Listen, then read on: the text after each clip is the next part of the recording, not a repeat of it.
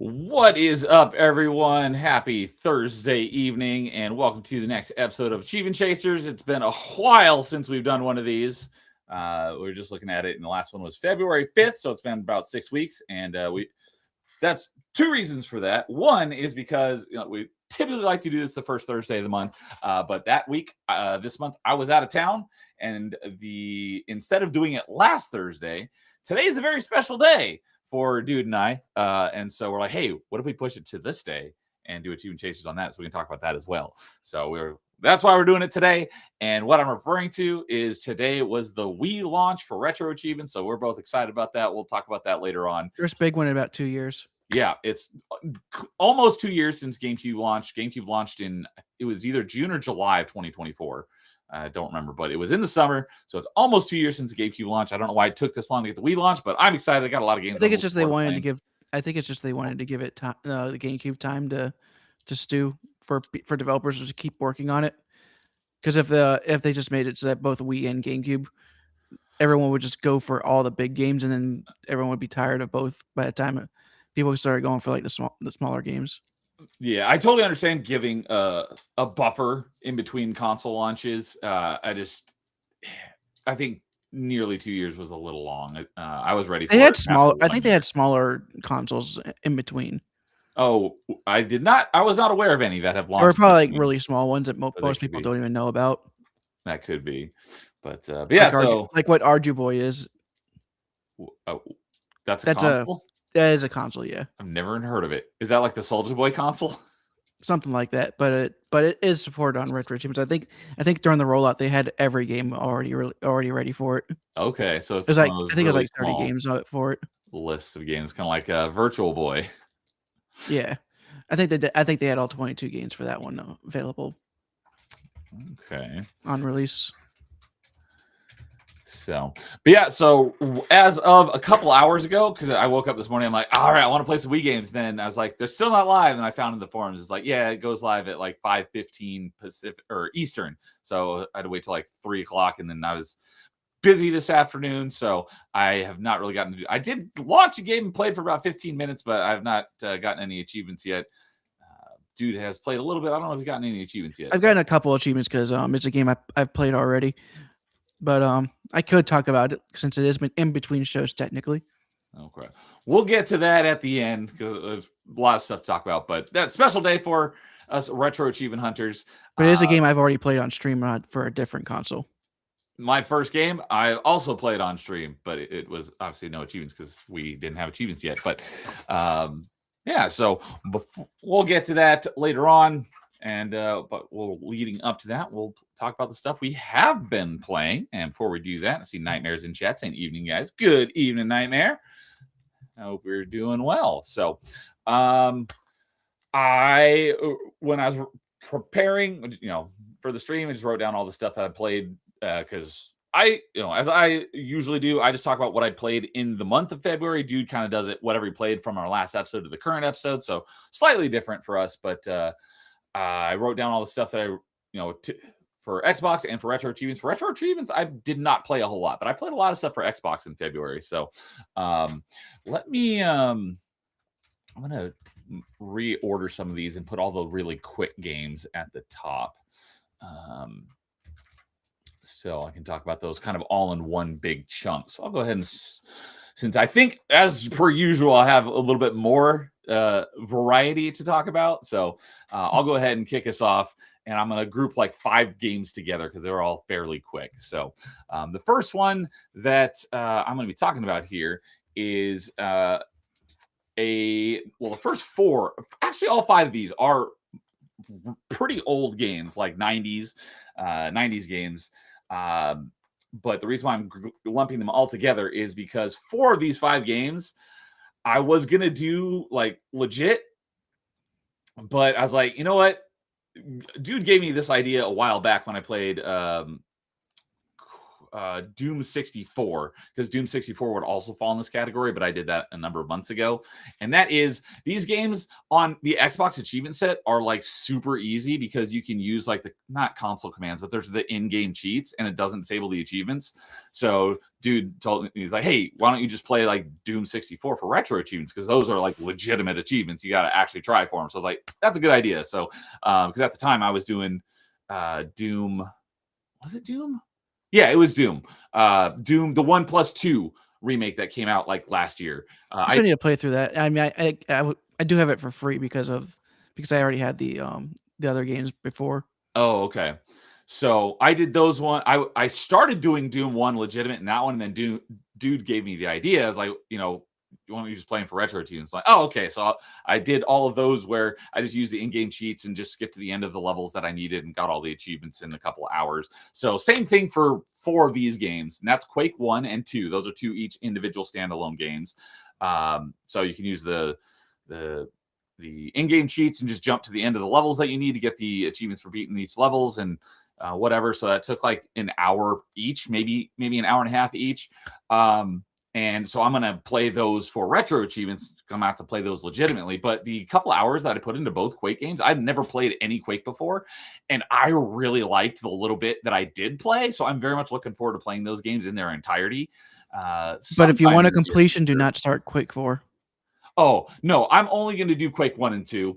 Maybe Quake 3. I've never. Quake 3 isn't that bad, but it does have online achievements, but they're not nearly that bad. And you only need like one other person. Okay. So they're not difficult to boost. Okay. But yeah, I'm looking forward to doing Quake 1 and 2 because the little bit that I did play, I really enjoyed. And there's a wide variety of weapons. And the enemy variety was interesting. And it reminded me a lot of the closest thing to that game that I did play back in the day was the Unreal Tournament games. It was like that, but Unreal Tournament was a multiplayer only. Quake had a multiplayer, but it also had a single player campaign. So it played kind of like Doom, but it looked like Unreal Tournament. So, and Unreal Tournaments, there was the Unreal. I never played Unreal or Unreal 2. Those were actually like campaign games, whereas Unreal Tournaments were just like multiplayer, but you could play them with bots. And that's what I did because I didn't want to play against other people online and get my butt handed to me. But the little bit of Quake 1 and 2 I played, I really liked. So I'm looking forward to playing those for retro achievements sometime in the near future. And then the other 2 that fit the same bill is the Heretic Hexen combination. That's one game, but it has both games in it. Actually, it has like 5 or 6 different games in it, and each one of them has a couple of achievements. But it's same thing. You can activate the in-game cheats and just go through and do the things that you need for those cheats, and it was a breeze. But I didn't like that one as much, but that one is older because that one actually looks like original Doom with like the graphic style, whereas Quake is a bit newer, so it looks like Unreal Tournament. Yeah, like Quake was like the id Tech 2 or 3 engine. Yeah, so I think it was the id Tech 2 engine. And what's funny is that the original Call of Duty games, or the original Call of Duty game, was actually built using that id Tech engine. Okay, cool. And then it was like, I think it was like id Tech 3 or 4 that was Doom 3. Okay. I gotcha. But yeah, Heretic, Hexen, they look like original Doom and they play like original Doom, but instead of having guns, you have magic and staffs and stuff, which was an interesting concept. It was all right. I didn't like it as much as Quake, but I'm going to do those for retro achievements at some point as well. Because I know Hexen was on N64. I don't know if Heretic was, though. I don't think so. But I don't remember ever seeing it in any lists that I have. Yeah. So, but I will play those for retro achievements and get the proper experience for those games as well at some point. But yeah, so those are the 4 that I kind of knocked out really quickly. And then the 5th one is different in that it's not like cheats or anything. It's just, I didn't, so those 4 games, I have all the achievements in. This last one though, you can get most of the achievements very quickly. So I have like 800 or so out of the 1,000 gamer score in it. I think I've got, and it only has 12 achievements. I've got 9 of the 12, I think, or 8 of the 12. I got most of them in like an hour. And that is there's a whole series of these games on Xbox, and I've only played a couple of them. And that's the ACA Neo Geo games. And they all have the exact same set of achievements. And there's always 12. And it's like 3 achievements for the campaign mode, 3 achievements for the time attack mode, 3 achievements for the there's another mode, I forget what it's called, because the time attack mode is you have to get certain score values I've done a few of these. They're based on the caravan mode. That's what it's called. The other one. Yeah, I was trying to think of the name too. The time attack mode is basically you have to get a certain point value, and you don't have a time limit. You just have to survive long enough to get the amount of points that you need. The caravan mode is you have 5 minutes, and you have to get as many points as you can to hit these thresholds for the achievements in caravan mode. And then there's usually a couple of miscellaneous achievements for just like hitting a certain high score in any mode, and then like publishing your score to the leaderboards. So that's how the achievement distribution is for every single one of these like 140 ACA games, and they're all like $8, although some of them often go on sale for $4. Thing is though, those games in that series, when they originally released, they were like hundreds of dollars for the cartridges. That I did not know that, but it's because at the time the Neo Geo was competing against like the Super Nintendo and the Genesis, but the Neo Geo is like arcade like hardware. Oh, I did not know that. The Neo Geo, the company behind Neo Geo, SNK, they were well known for their arcade games. Yes, and the Neo Geo was literally designed for more like hotels, not for enthusiasts to buy. Okay. So the only way you could buy those cartridges was through the mail. And they're like $200 to $300 each. I totally did not know that. And that's the reason why they're so expensive even today. It's actually easier. It's actually cheaper to buy a Neo Geo and then get the converter for the arcade cabinets, because the arcade cabinets actually use similar cartridges to the console. It's just that the connections were different. I never thought about that, but I was like, I thought arcades, like the software was built into the hardware, but they actually had cartridges. That was a revolutionary for that time, because it was actually the SNK that created that arcade cabinet. And then whenever it would be able to have like 5 different cartridges hooked up into one, and then you would whenever you put your quarter in, you choose which game to play. And so what happened was that one cabinet could survive for a very long time, even if the game themselves didn't do well. So the arcade company, the arcade could just buy a couple of the cartridges, and then whenever they find out one's not being played that much, they'll swap it out for another game. That is really smart.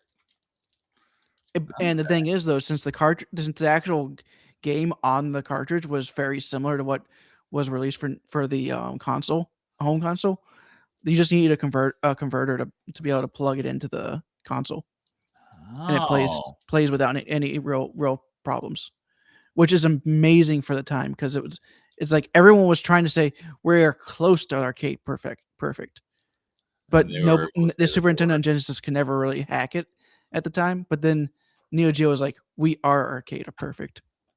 Very nice. Oh, there's a little arcade history for you. I did not know. Thing is, I will never collect for that console because of just how expensive those games are. Even loose. So they've kept their value. Yeah, that would be my guess. So the ACA Neo Geo collection, they re-released all these games on Xbox. There's like 140 of them. I have maybe like 8 or 9 of them. That's still a good idea that they did, was because it made all those games playable again. Yes. So back when I would get games that were cheap and had easy gamer score, I bought a number of them just because I was like, oh, these are cheap and they're easy gamer score, or at least I thought they were, because they had low ratios. So I picked up a number of them without like knowing anything about them. And like 4 of them that I picked up were in one of my most hated genres, fighting games. So since you know that they're arcade games, you kind of understand why they were so well known for fighting games. Yes. Obviously, I mean, they are the guys behind King of Fighters. that is one of them. I picked up a King of Fighters game, and I Dang, you bought really the King hated of that one. Fighters, not and it's in your least favorite genre, which is literally in the name. Well, it just said KOF. It didn't actually say King of Fighters, so I didn't realize what it was until afterwards. Maybe you I should did pay get all the attention what you're achievements buying. for it though. There's I think out of all the ones I have, other than this one, because I just bought this one recently, because it's actually a game genre that I actually enjoy. I basically not bought any of these ACA Neo Geo games in a long time, but I've had my eye on this one and it went on sale, and that was Aero Fighters 2, because I do love the Aero Fighters games are my favorite shmups.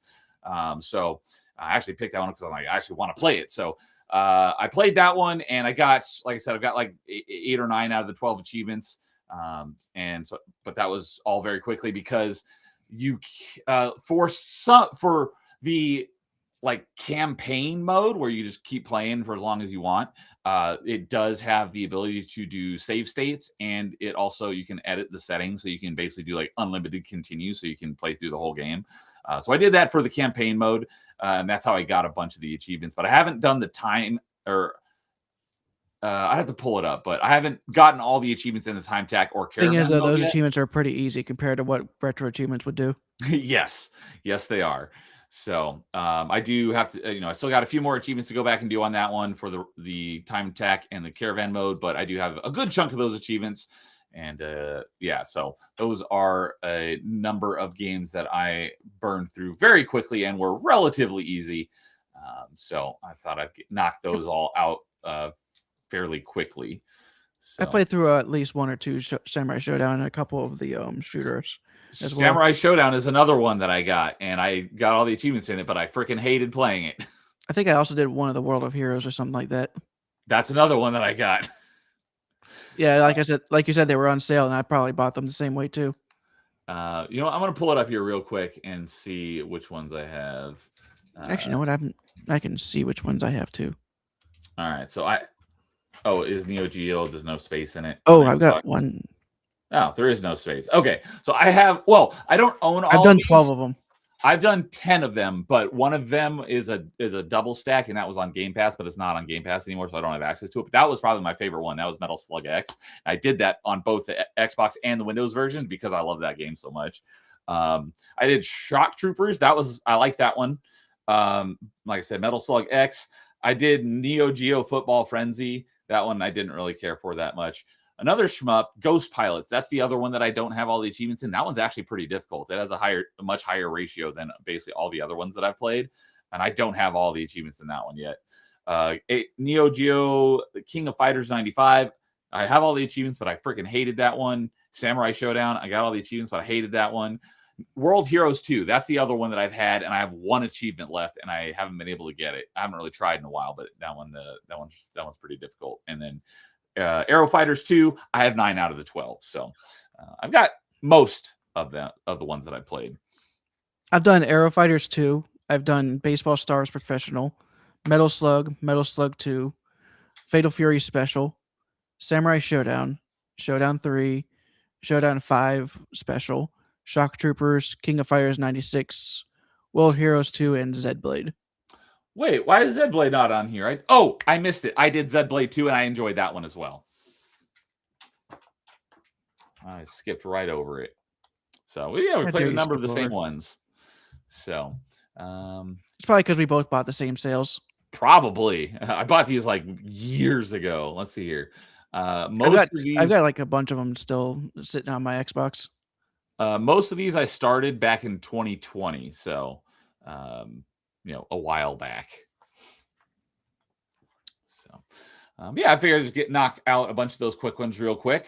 So what about you, dude? What's the first I thing could go back to Quake real quick because I have okay. some stories I could talk about that. Because Absolutely.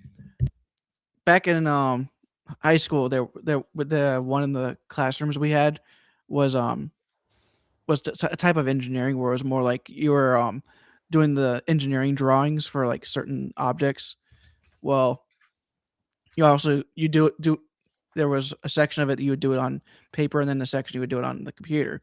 Okay. So it was one of the few rooms in the entire building that had a ton of computers, so everyone always wanted that class, and the teacher was really cool. And like after at the end of at like the last 30 minutes of every class, he would just say, "Okay, time to check out the system," and we could do whatever we want with the computers, as long as we didn't go to like any shady websites. Okay. So for the first year I had where I was in there, I mainly just did like emulators for like Pokemon and Final Fantasy. But then the next year we found Quake 3, and we were playing the demo version, and I ended up finding a cracked version of Quake 3 and put it on every computer.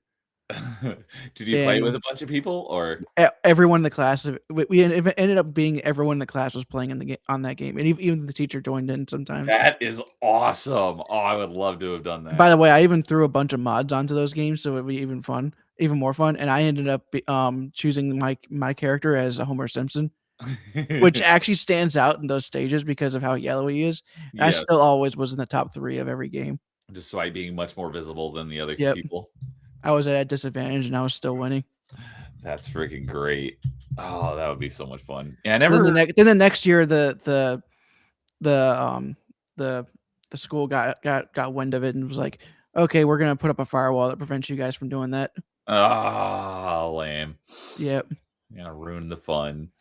We could still do the stuff that was on like your local that stayed on your own machine, but you couldn't do that. You couldn't do that at that point.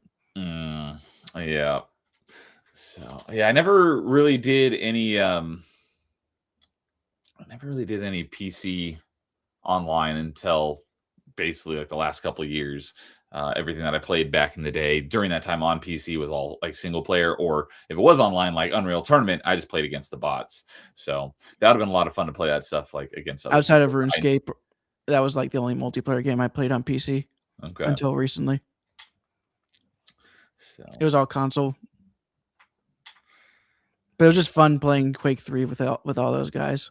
Yeah, for me that would have been Halo, original Halo, when we did LAN parties. That was a lot of fun. I love doing parties. I mean, if I had found a cracked version of the original Halo, I probably would have done that too. For the Halo 1 was on PC. Yeah, I got my copy right here. I still got my copy somewhere around here.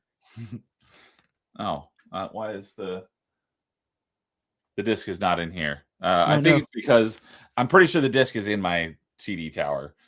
I don't know why I have a burned copy. You can't really, of KOTOR. I can kind of. Yeah. There's a burned copy of KOTOR in here, even though I have a legitimate copy of KOTOR in a box right there. So because you don't want to wear out the disc. Let's just go with that. Yes. It's easier. So, all right. What is the first thing that you want to talk about tonight? Of course, I go by order I played in.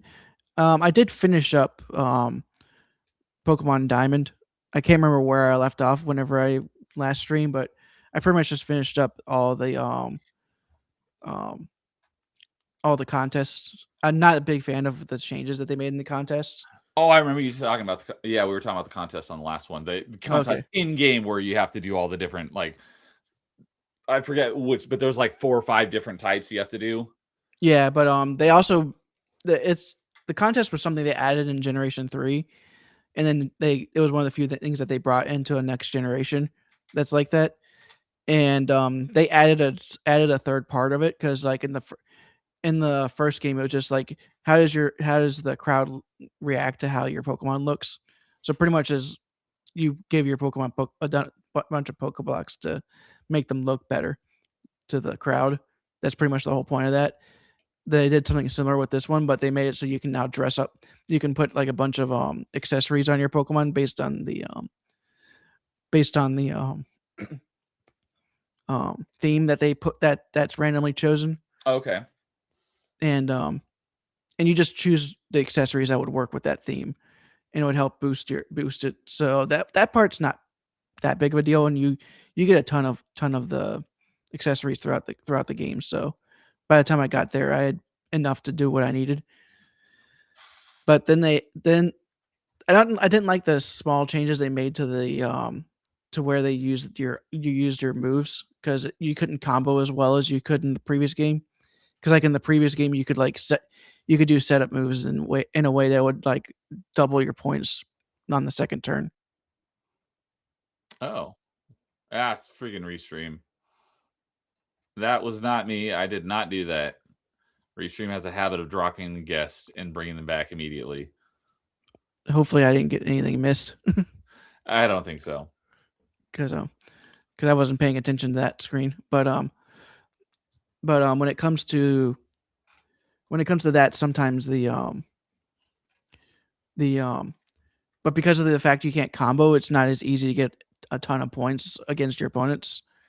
So that was kind of a pain in the butt, but it felt like you just were barely doing enough.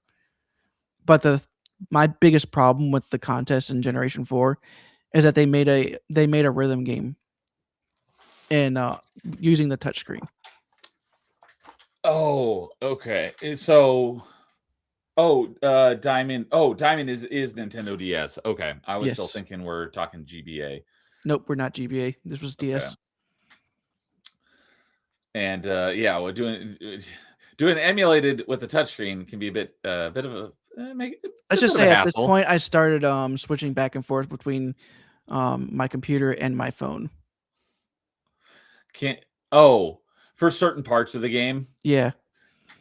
Oh, so do you have something running that syncs your saves between devices? I did for a little bit, but after the flood, I haven't really been paying much attention to it.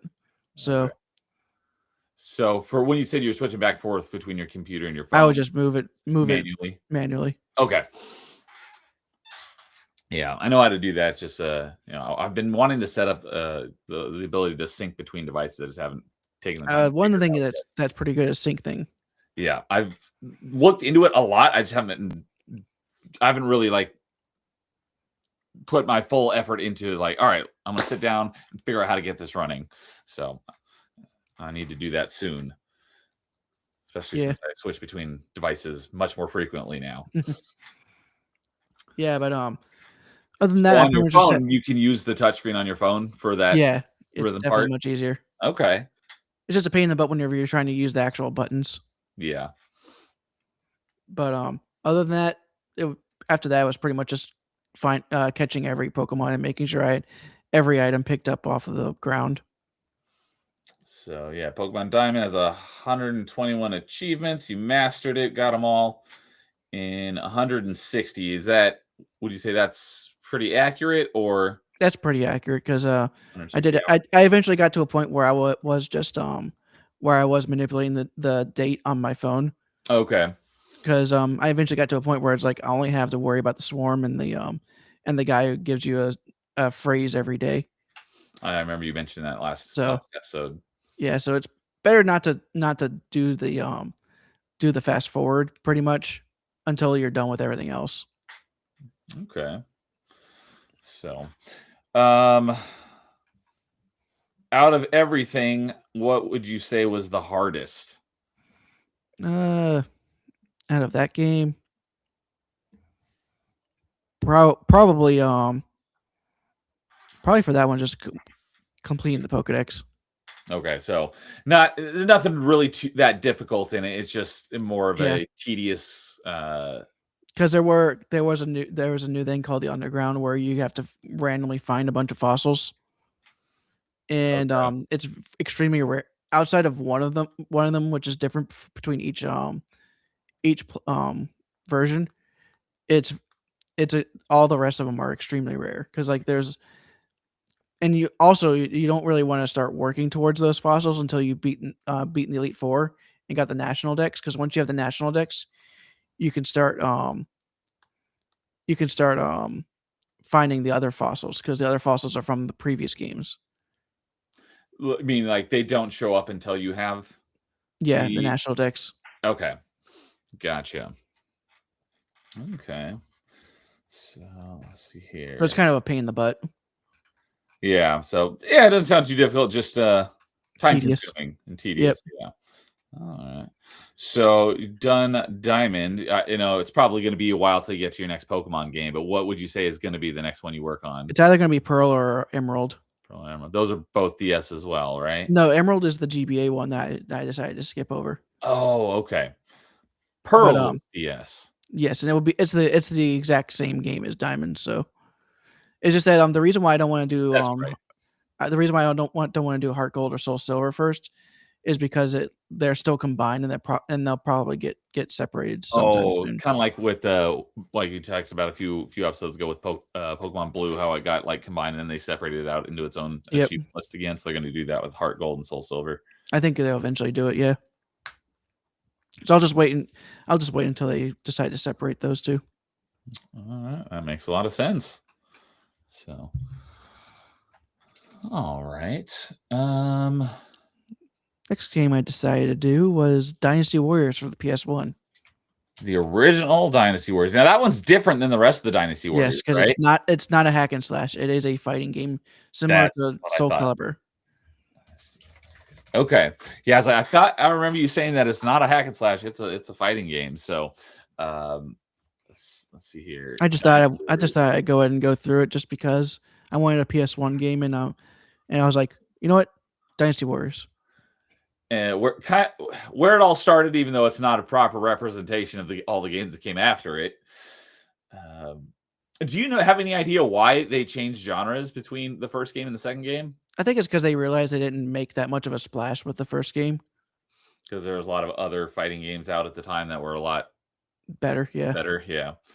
So compared to the other Dynasty Warriors games, this one was a breeze. You got 100% in under 8 hours. Yep. So much easier. I mean, you just have to go through the campaign with like all the characters, and there was like, let me see how many characters were there. Yeah, so there are 44 achievements, 318 points, and you did it in 8 hours over the course of a little under 4 days. There's 16 characters. 16 characters. Okay. And I'm assuming since it's a fighting game, there's a difficulty setting, or is it just like there is difficulty settings? Okay, so is there a specific difficulty you had to do it on? Normal, I would assume. Yeah, I had to at least do it on normal. Okay, but I did eventually have to do a harder run, if I remember correctly. Some of these, every single progression achievement in here is the win condition for the game. That's kind of funny. I've never seen that before, but it makes sense for a fighting game. Yeah. And like every character, they had an achievement for doing a certain combo with every character in their practice mode, which or just use a specific move. So that was interesting. Just get you used to it. Okay. And then of course you had to unlock certain characters, and then just beating the game with some characters. A couple of the characters were actually clones, which was interesting. Like in Smash Bros. There's like the shadow. But unlike that, there actually are direct clones. Like there's no difference in the moveset. Oh, the different character skins though, right? Yeah, it's different characters though. But exact same moveset. Yep. Okay. So what's funny is one of the characters that's a clone is actually one of the characters that sometimes gets on the cover of the later games. I was going to say, I'm assuming that the characters, despite the genre changing between this one and the second one, a lot of the characters in this one are also ones that show up as playable characters in the other Dynasty Warriors games. Yes, although there is one character, and he's a weird one called Tokichi. I was looking at the achievement art, and I'm like, I think I know which one you're talking about. Yeah, I think he's from something else, but he looks like an anime character, not anime, but he looks like an actual animated character compared to all the other ones look like actual people. And the other ones are based on real people because it's based on the Romance of the Three Kingdoms book, which is actually an historical romanticized version of a historical event. Yeah. In China. Although one of the characters is actually a character from the Sengoku period, which is what the Samurai Warriors games are based off of. Okay. That's the one Nobunaga Oda. Or they just call him Nobunaga. Yeah. But he's the one that apparently had this that some people were talking about when it came to Assassin's Creed Shadows. Yeah. He's supposed to be like one of the leaders during that time period. That's why I know that name is because of Assassin's Creed Shadows and all the hoopla about that game. I think Samurai Warriors 5 did add Yosuke as a character to play as, but that was a weird game because they actually removed a lot of playable characters in that game. Oh, from the previous one? Yeah, and they also shortened the time span of what they would do. I think they ended it at either Honoji or somewhere around there, because that was like the half. They ended it around the halfway point of the that era. So Oh, it was okay. weird. So a lot of the characters that didn't really have a whole lot to do in that first half, they kind of just cut. So it's weird. I don't like it whenever Warriors games does that. I always prefer getting more. So, yeah, Yasuke is what he was talking about. How he was in. I think he said he was in Dynasty Warriors 5. Samurai Warriors 5. Samurai Warriors 5. Okay. If I remember correct. If I'm remembering correctly, if that one. Yasuke Simulator is out. You can go and play it. So, all right. So Dynasty Warriors 1, it looks like it was, or at least it sounds like it was fairly straightforward. Given that you mastered it in 8 hours, it's fairly Yeah, simple. pretty much. It was pretty much like any cheap fighting game where you eventually find a combo that works against the AI so much easier. Okay, I was gonna say, is this really difficult and you're just really good at it, or is it fairly simple for anyone? It was fairly simple. Okay. I think even you could master this one, even though you're not into fighting games. That was gonna be my next question. Is like me being a not fighting game person, where the only fighting game I actually played is Smash Bros. Would I probably be able to master this one if I probably would be able to? Okay. I'm probably not going to, but I was just curious. So what would you say? It didn't sound like there was anything that was too terribly difficult. If you had to say something that was, what would you say would have been the hardest part of mastering this one? Getting the 30 endurance matches. Because you had to beat 30 enemies in a row without dying. Oh, okay, that does sound well. Based on that description, that sounds like it'd be very challenging. But I guess if you can find a really good combo that works, just that will help. Yeah, pretty much that's what it was. Okay, and what's funny is that character sometimes gets broken in later games in the PS2 games as well. Oh, so the endurance ones, between each round, do you get any health back? I think you do get health back if I remember correctly. So it wasn't that brutal. Yeah, because there was a very similar. I talked about it at length a while ago on this, but when I played Azura's Wrath, the DLC for that, there's 3 DLCs. One's a story DLC, and then 2 are fighting DLCs, where it goes from a 3D beat 'em up to a 2D fighter. And because it's Capcom, they threw in Ryu and Akuma in there, and there was these challenges that you had to do, and they were freaking stupid. If Rocker Dude ever listens to this episode, he'll probably know what I'm talking about. From when I talked about it on in depth on Achievement Hunting 101 back a couple years ago. But there was one of those challenges you had to do like 10 fights in a row, and you didn't get your full health back. But you got like 25% of your health back. I want to say maybe 30% between each round. So if you do really good, you can keep your health high. But me being not good at fighting games, that was tricky. I was able to clear that challenge on the first try, but literally by the slightest of hair's breadth, because my health bar when I completed that challenge was literally empty. So I couldn't even see my health, but I still had enough health left that I wasn't dead. Just barely. I was so lucky because that was the last achievement I had in the game, and then I was done. So I was so glad that I pulled that off, and I was like, I don't ever have to play this DLC ever again in my entire life. Thank goodness. Because luckily they never remastered the game. Yeah, it's backwards compatible, so at least on Xbox, you can go and all the DLC and stuff is still available, and you can get it for. I don't know when the last time I went on sale was, but I got the game and all the DLC for probably like $8, so it's pretty cheap. The game itself was pretty good. It's just those 2 DLCs were freaking terrible. Some of the worst DLCs ever, because the DLCs themselves weren't bad. It's just they shifted genres to a genre that I hate, or not hate. I'm not good at, and I don't play. So I hated those DLCs. But if you're a fighting game fan, you might enjoy them. So go for it, Jason. Yeah. I'll have to ask him if he played that one. So Amon-Ra's in chat saying moo. Good evening to you as always, Amon-Ra. Always good to see you. And I forgot to say hi to Ariana Floyd. Good evening, Ariana. Good to see you as always. So any other things you wanted to mention on Dynasty Warriors? Not that I can think of. Okay.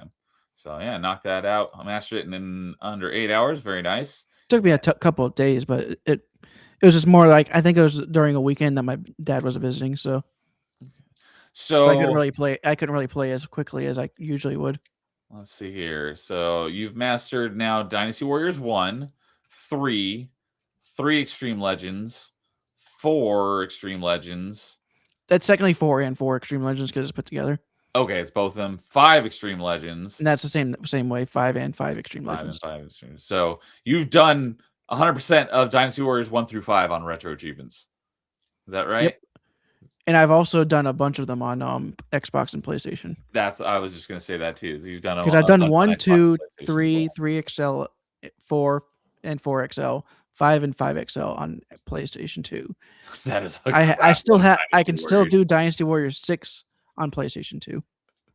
Oh, for retro achievements. Yes, but I have done Dynasty Warriors 6 on 360, 6 Empires, 7, 8, and 9 on Xbox. And then on PlayStation, I've done 6 Empires, 7, 7XL, 8, and 8XL. So that's 15 Dynasty Warriors games I've gone through. That's a lot of Dynasty Warriors. And they're not, and most of them are not small games either. No.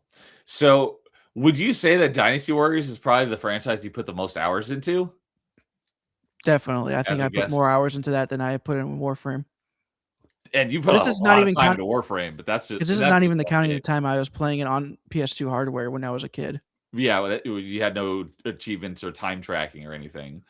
So, all right. That's not even counting all the Samurai Warriors games, the Warriors of Orochi, and all. That's right, all the spin-offs. And all the licensed games. Although I haven't played as many of the licensed games as you would think.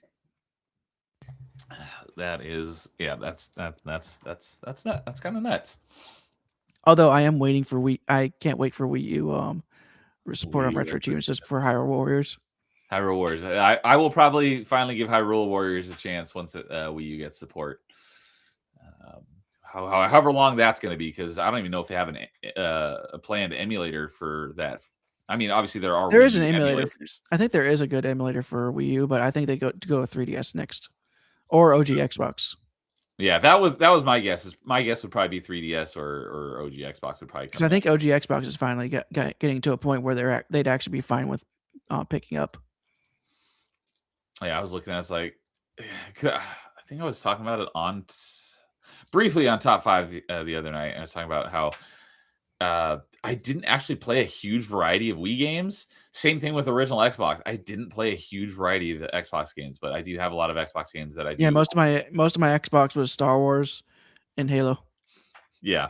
So once Xbox gets support, I definitely have a bunch of games that I do want to play. Like Jade Empire? I might play Jade Empire at that point. Because that is a BioWare game. Yeah, I've heard it's good. So I might give it a shot at that point. I'd absolutely play KOTOR's 1 and 2 again, assuming that they got they're not 1 and 2 again, because I've only played 1, but I'd play 1 again and then 2 on Xbox. The Splinter Cell games. I wrote out a list of original Xbox games that I want to play once it gets support. But yeah. So all right. So let's see here. So the next game that I will talk about is one that is an ongoing game. So me and my buddy Razik, my best friend IRL, we game share, and so he was eyeing this game, and he's like, "Hey, if I buy this game, will you play it?" And it was on sale for like 60% off, and it only came out in September. And so he picked it up for a really steep sale. And it's been because we usually play Mass Effect 3 multiplayer on almost every Friday night. So now we've got this game as well. We kind of swap back and forth between them. So, and that is called Deadzone Rogue. And it's probably a game that probably no one's heard of. But we've been having a lot of fun with it. It is up to 3-player co-op, but we've only played it in 2-player co-op, and it's been a lot of fun. It's a very pretty game. It looks graphically impressive. It takes a lot of inspiration for aesthetically from the Doom reboots. the modern Doom games. And it's a first-person shooter, but it's a roguelite. So there's a crap load of these different like perks and stuff and you can level them up, and there's tons of guns. And so your perk upgrades, there's a lot of systems going on simultaneously in this game, but it's been a lot of fun. So your guns, you always just start with the basic pistol. It looks almost exactly like the pistol you start out Doom 2016 with. It looks almost identical. And the pistol they got rid of in the next game. Exactly. And it operates almost identical to that as well. But you usually only use that for the first round of a run, because then at the end of the first round, you get a better gun and you get to pick. So depending on which one you pick, there's like 3 acts make up the main game, and Act 4 is I think is the DLC. That's what we got to.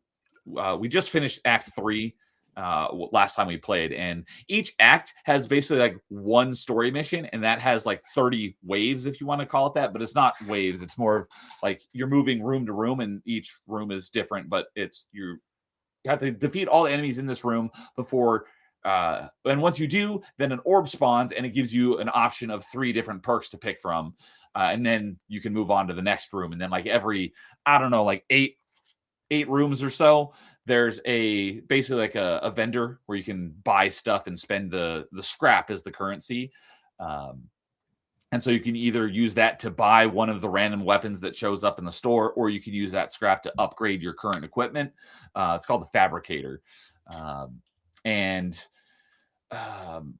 So your scrap resets at every wave, and so do your guns and their quality, because there's 2 things on every piece of equipment: is the quality, which is like your common, uncommon, rare, epic, legendary, and then there's also the level, and it starts out at level 1 and it caps out at level 10.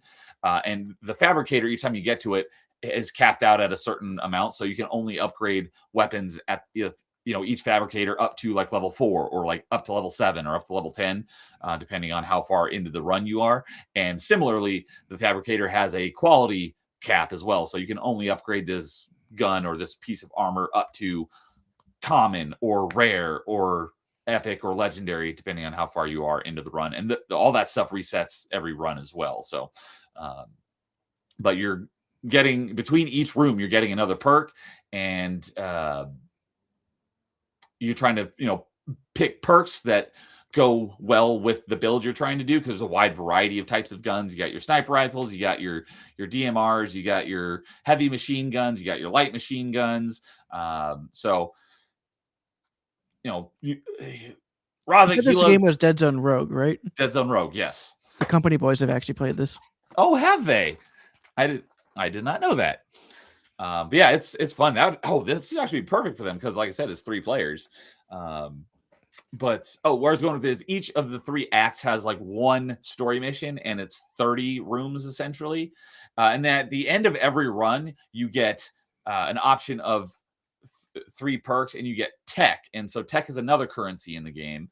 And once you get done with your run, you then you can see all of your, like all the perks that are in the game and all of your equipment, and you can upgrade your all of that stuff using tech. So like you can upgrade, there's like a bunch of like passive upgrades, like you upgrade your grenade recharge speed, your grenade like area of effect, your grenade damage, your gun damage, your shield recharge speed, your movement speed. There's like 30 of these passives that you can upgrade, and they start out at like 10 tech, then 20, and they cap out at 100. And each run you usually get like between, that is also one of the other perks, is how much tech you receive. So you want to upgrade that one so you get more tech, so you can upgrade your things faster. But each one of those perks also has like a actually no, that's one of the other things. So but you use your tech to upgrade all those passives, and you usually get, now that most of my runs, I get between like 300 to 400 tech per run. And so you use that to upgrade your passives. And where I was going with that is, like I said, there's 1 story mission, but then there's like 6 or 7 like side missions per section or per zone. and those are all 20 waves or 20 rooms each. But they have like special modifiers, like this one you only fight melee enemies, or this one you only fight ranged enemies, or this one, your recharge speed for this perk is lower, or this one your guns reload faster. There's a bunch of various modifiers for these specialty missions. Then the last one in each of the zones is a wave based, survive as long as you can. And we haven't even though we've basically beaten the game by beating zone 3, we still can't even beat zone 1's last stand mission, because you have to survive like 40 waves. And I think the highest we've gotten so far is like 31, because it just gets ridiculous. And there's no revive mechanic. So once you're down, or once you die, you're out, and the only way to come back is your surviving partner, if you're playing in co-op, is they have to survive that wave, and then you'll respawn. It must be why the company boys didn't play it much. They had to keep on picking up Paul. It could be. So I feel real bad for anyone who plays this in solo, because if you die, then you're screwed. But in co-op, they might actually rebalance it though for single player though. I think they should. But yeah, if you're playing solo and you die, you're out. However, I'm assuming that's the case, because every second of this game I played in co-op. I've not played 1 second of this game in solo. So I could be wrong about that, but I'm pretty sure that if you're playing solo and you die, you're out. There's no revive mechanic or anything. So, but there's a lot of skins in the game for all your different guns, which are all unlockable in game. Although they do have some pretty cool skins that are unlocked via a actual paid DLC for a couple dollars, but we don't really care about that. Yeah, we've been really enjoying it. The progression loop is excellent. There's always that carrot at the end of the stick, because there's always stuff to work towards getting better. So, that's where the other thing I was going is, there's a huge variety of different perks, and sometimes you may get the worst is when you have 3 really good perks, but you can only pick one. It's like, crap, I don't know which one to pick, because they're all good. And then there's the flip side. Sometimes we get 3 perks where they don't mesh with the build you're going for in that run. So you're like, these all suck. So fortunately, sometimes you do have a reroll option, so you can reroll those 3 for another 3. But sometimes you can't do that. Sometimes you can. I haven't really figured out why you can and can't at various times. But those perks, similarly, or you get another currency during the run that you use that currency to upgrade the tier of those perks. And every time you upgrade that perk obviously gets better. Like one of them is increased reload speed when your mag is empty. So if you don't reload incessantly like I normally do, because my favorite build is I like using the Tempest, which is a heavy machine gun with a giant magazine. And so you're saying there's a Tempest in you? There's a Tempest. Did you just quote Rings of Power in an Achievement Chasers stream? Yes. And I've never watched a single episode of it. Neither have I. But yeah, the Tempest is one of my favorite guns, because it starts out with one. I don't know if it has the largest base magazine size, but it's one of them with 50. And one of my favorite perks that I often get offered after wave 2 is 200% mag capacity. So it goes from 100 to 200 rounds. And one of the other perks is the less rounds you have in your magazine, the more damage you do.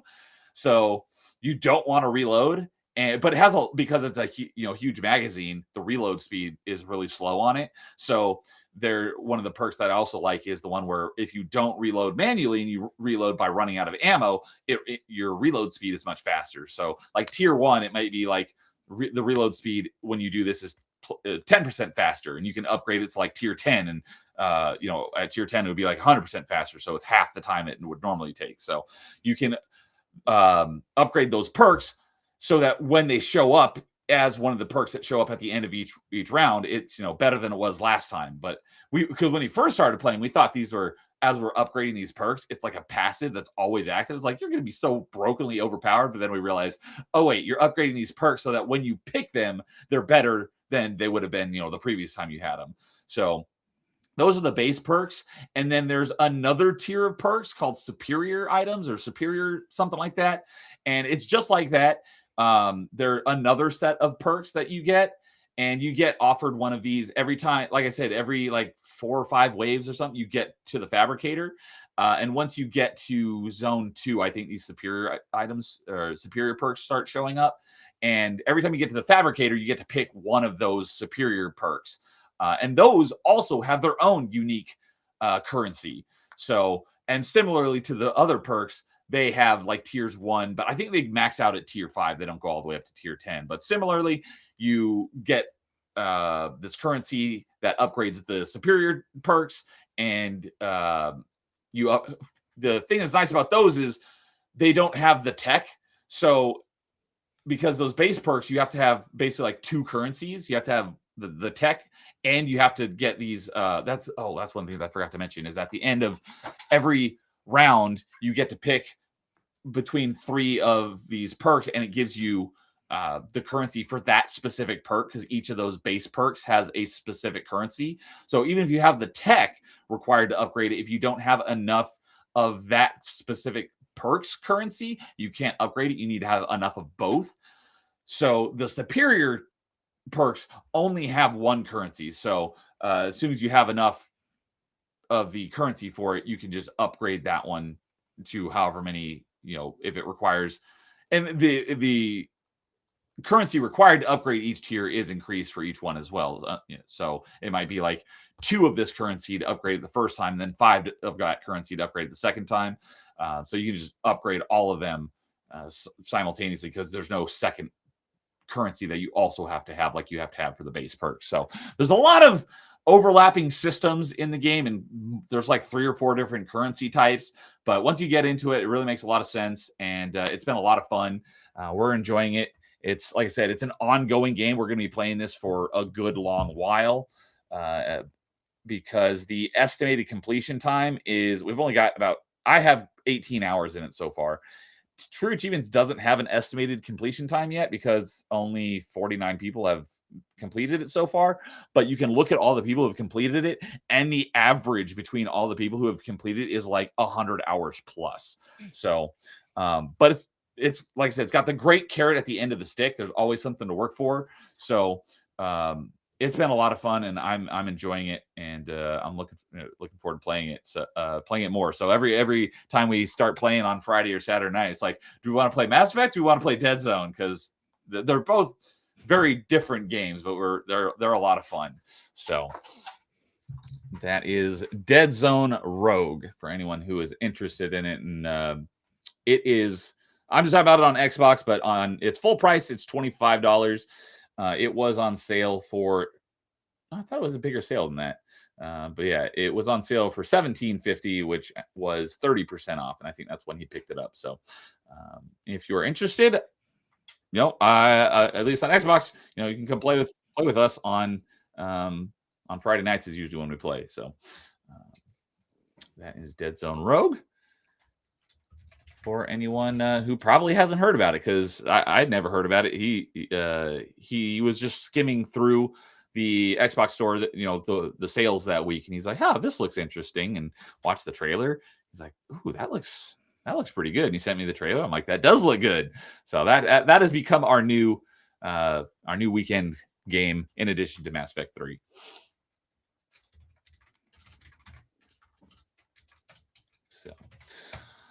All right, dude, what do you got next? Well, I got 2 quick games I can talk about. I did play 2 Super Nintendo games next. And one of them was the Magical Quest starring Mickey Mouse. Pretty much an old Capcom platformer from there.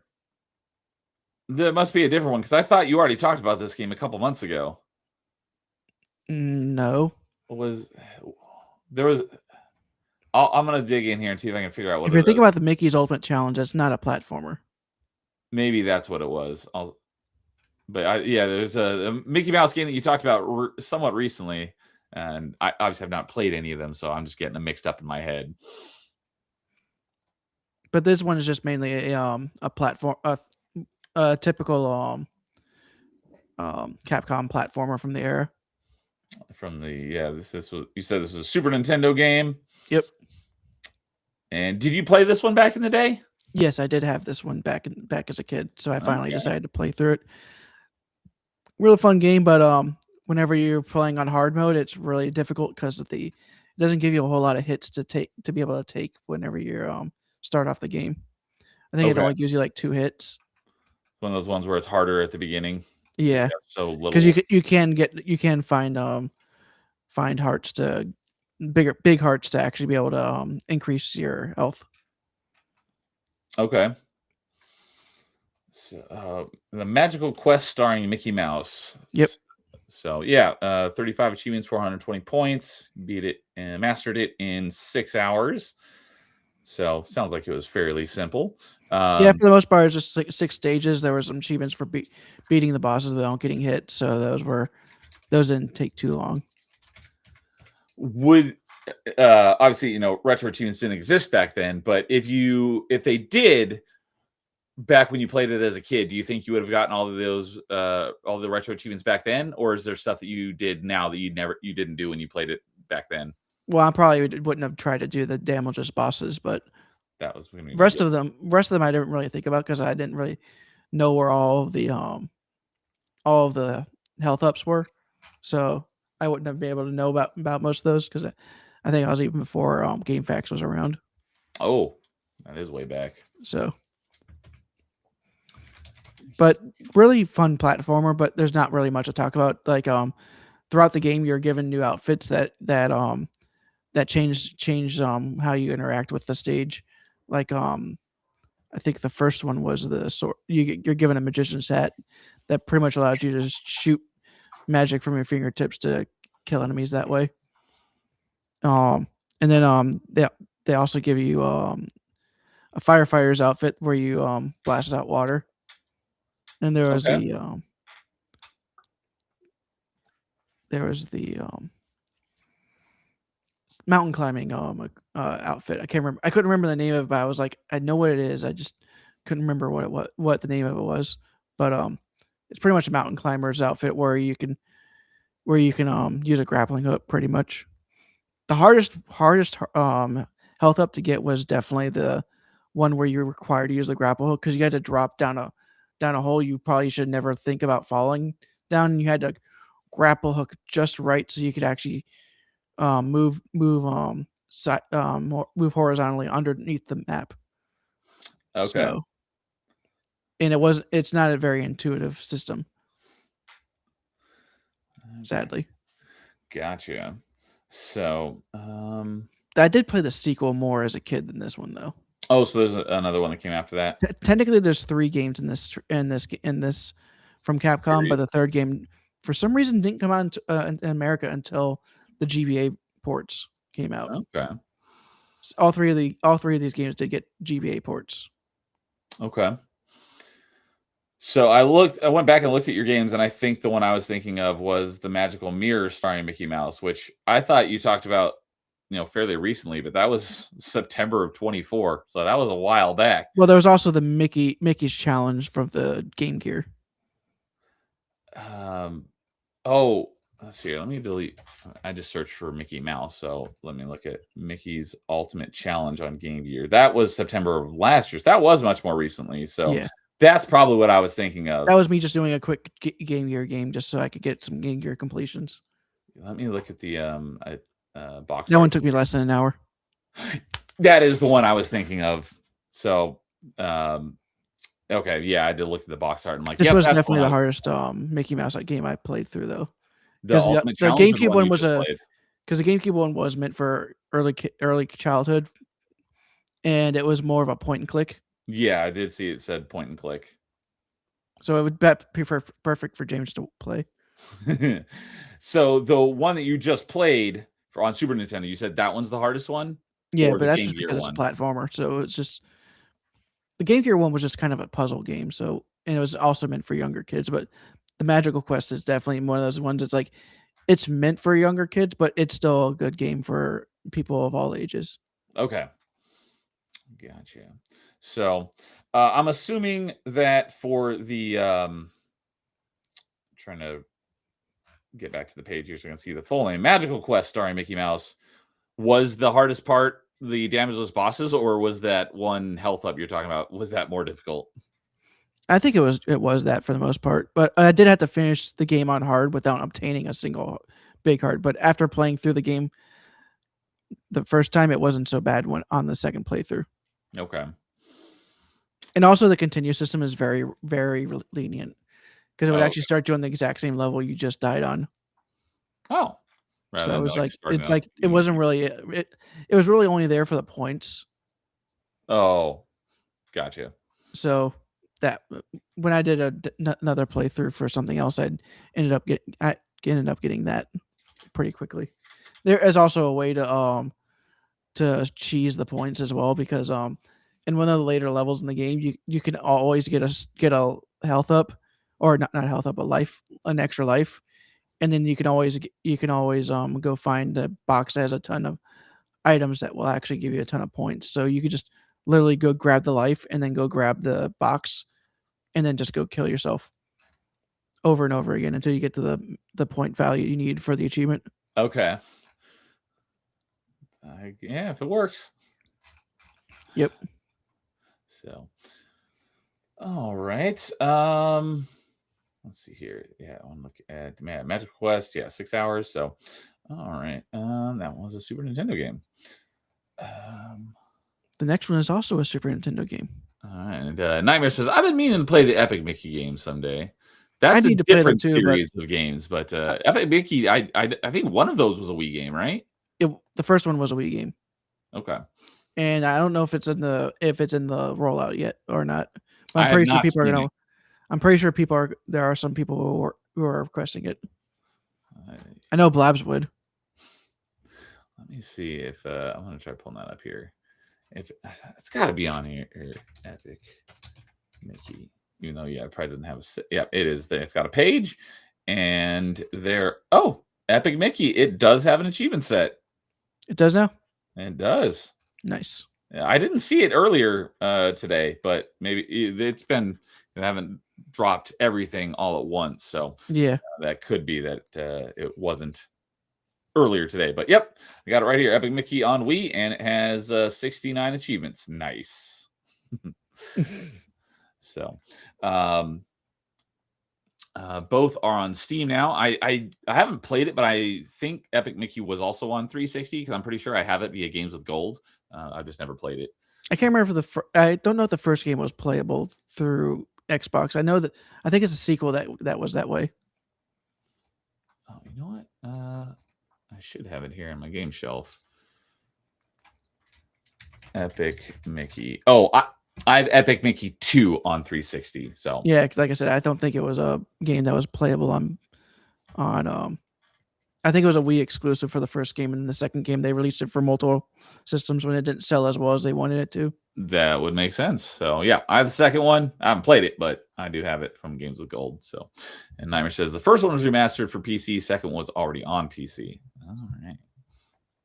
So, all right. Did you want to go into your next Super Nintendo game? Yeah, the next one's gonna be super simple too because it was an edutainment game. Edutainment. All right. It only took me about 2.5 hours to complete it. And pretty much it is the game called Mario is Missing for Super Nintendo. I've heard of that game. I know nothing about it. What It's a weird one because you play as Luigi. Yeah, it's like it's got Luigi on the cover. I just pulled up the page and yeah, it says genre educational. So that doesn't really narrow it down. So how does this game play? It is weird because what you do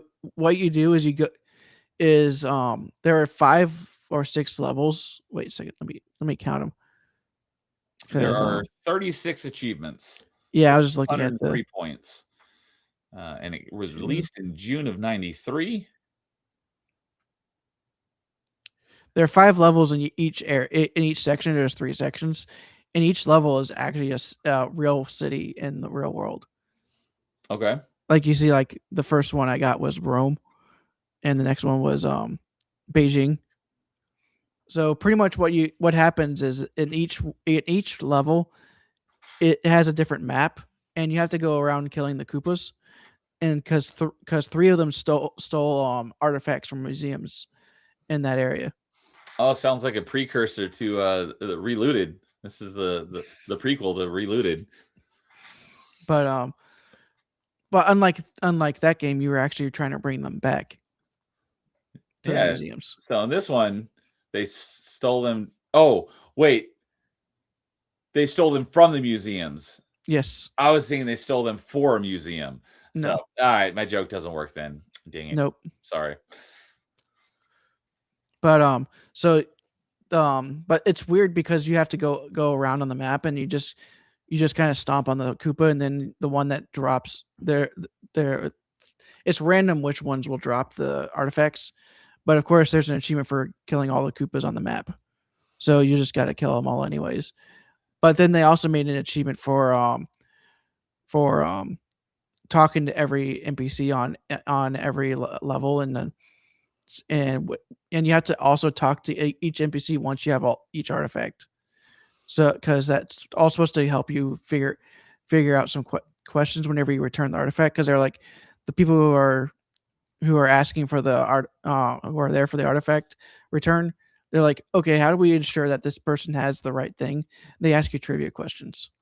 Okay, I was gonna say, where's the educational part come in? That's the educational part. Okay, so as for the gameplay, though, is it play anything like Super Mario World? Because the screenshot I'm looking at kind of looks like it. It's a 2D Kind of, platformer. but it's entirely different physics also. So, but I think it uses similar sprites.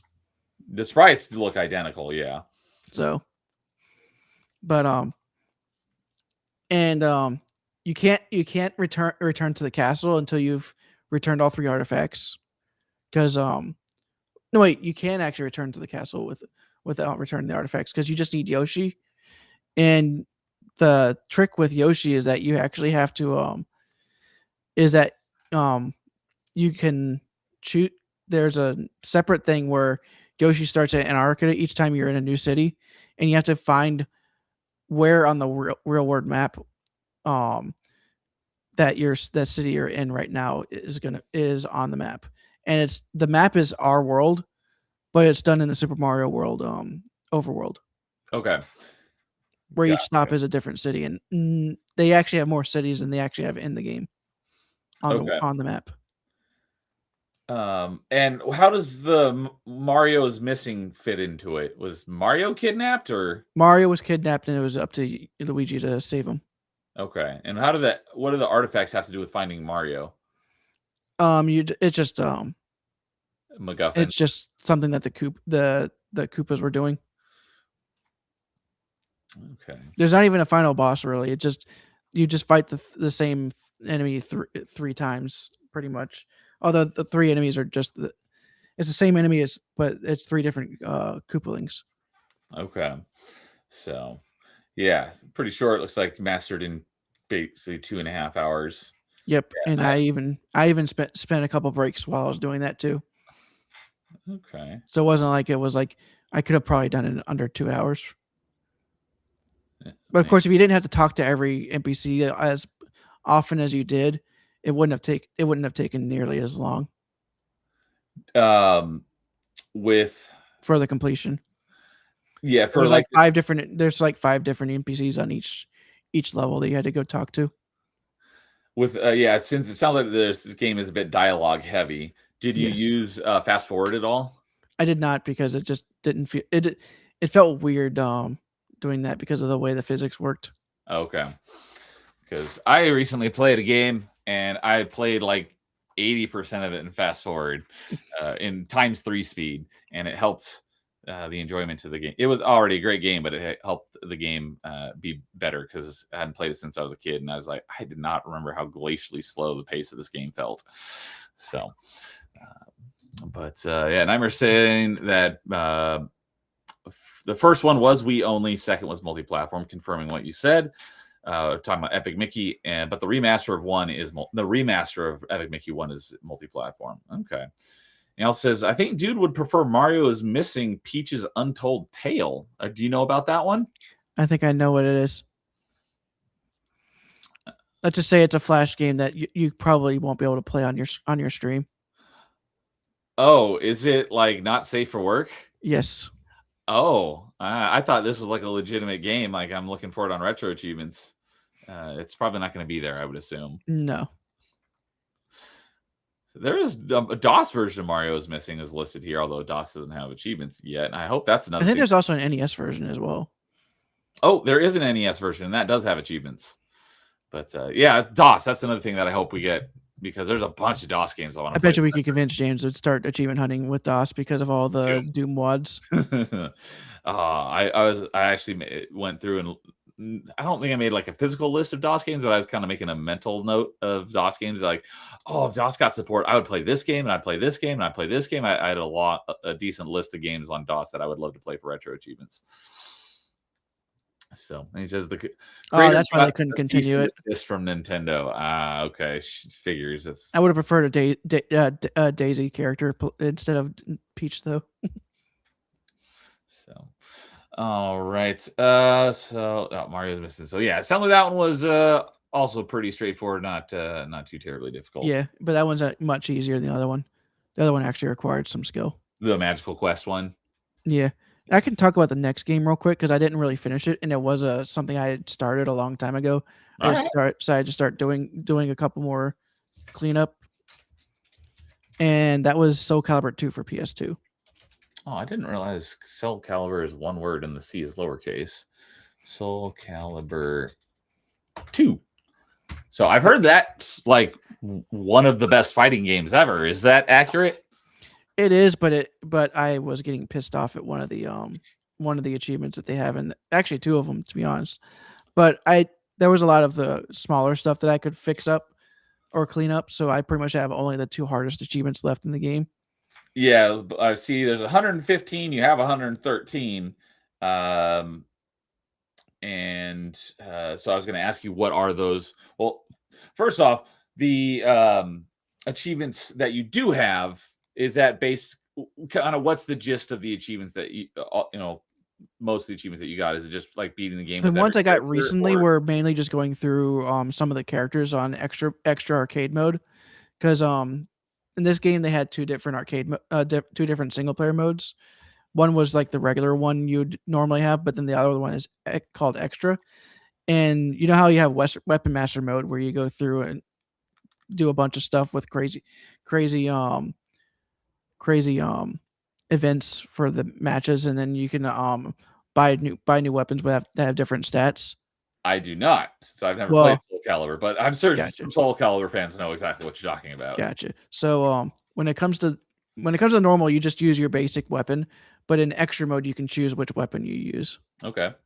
So from that you've unlocked through weapon master mode. So that's pretty much the gist of extra mode. Okay. And so I pretty much I just had to finish up about half the characters in the roster on extra mode. Okay. Because looking at it as looked at your first achievement, which you got back in November of 22. So you didn't just start this; it's just been on shelves for a while. I think I did this during the PS2. I started this game during the PS2 event. Launch event. And I know I finished. I did get the beaten, but I never got the mastery. So, okay. So then what is it, those last two achievements that you're missing? What do those entail? Those require you to go through a bunch of fights. I think the regular extreme time attack requires you to go through 16 stages. All 16 are set in stone, with the final being the boss of the arcade mode. We have to do it all in under 5 minutes. That sounds brutal. It is quite brutal, and because it's requiring you to do it under a certain time frame, I'm using a certain character with a certain attack to just try and kill the enemy as quickly as possible. Let's just say if I do it right, I can defeat an enemy in like under 10 seconds. Okay, but yeah, so it's not how many? Yeah, but of you course beat them because fast, because the AI is also on a harder difficulty, sometimes the AI decides it's just like, oh, I'm not going to let you do it like you normally were. It's like, you're not pulling that one over me that easily. Because there is a parry system in Soulcalibur, and let's just say that the AI sometimes uses it a bunch randomly out of nowhere, and it messes you up. Yeah. And of course, randomly the AI will have bouts of genius and start going through all the moves that it was normally not able to figure out. Yeah, it's like when we were talking about earlier with those ACA Neo Geo fighting games that I haven't beaten. Like, I'm terrible at them, so I don't know if I'll ever be able to. But all the guides like, pick this character and do this one attack over and over again. And I've tried it, and it's like, this is not working. But in those games, it was much easier to do that than Soulcalibur 2 because the AI is a bit smarter in Soulcalibur 2. Because this is a Soulcalibur is one of those like 3D arena fighting games, right? Yes. So you can move towards and away from the camera, whereas those older ones are, you're all in the same plane, so you can't dodge like that. So yeah. So okay, and well, the character I ended up using I tried to use his dash vertical attack. It's Nightmare, the guy with the big sword. I do know that character because his dash vertical attack, he'll actually move a little bit to the side whenever he does when he slams his sword down, which causes a little bit of an issue for the AI. Look at that, Nightmare. Your dude's favorite Soulcalibur character. Yep. Is Nightmare and Soulcalibur also with a K, or is it Nightmare? It is with a K. It is with a K. Okay. No, it's not. It's not. It's with just an N. Because the Nightmare that I've talked about last as a video game character was when I played through Metroid Other M, because you fight Nightmare, who is also in Metroid Fusion. And I thought that was also Nightmare with a K, but no, I was mistaken. That is also Nightmare with an N. So, and I'm pretty sure Nightmare was watching that stream, so I gave you bad information on that stream.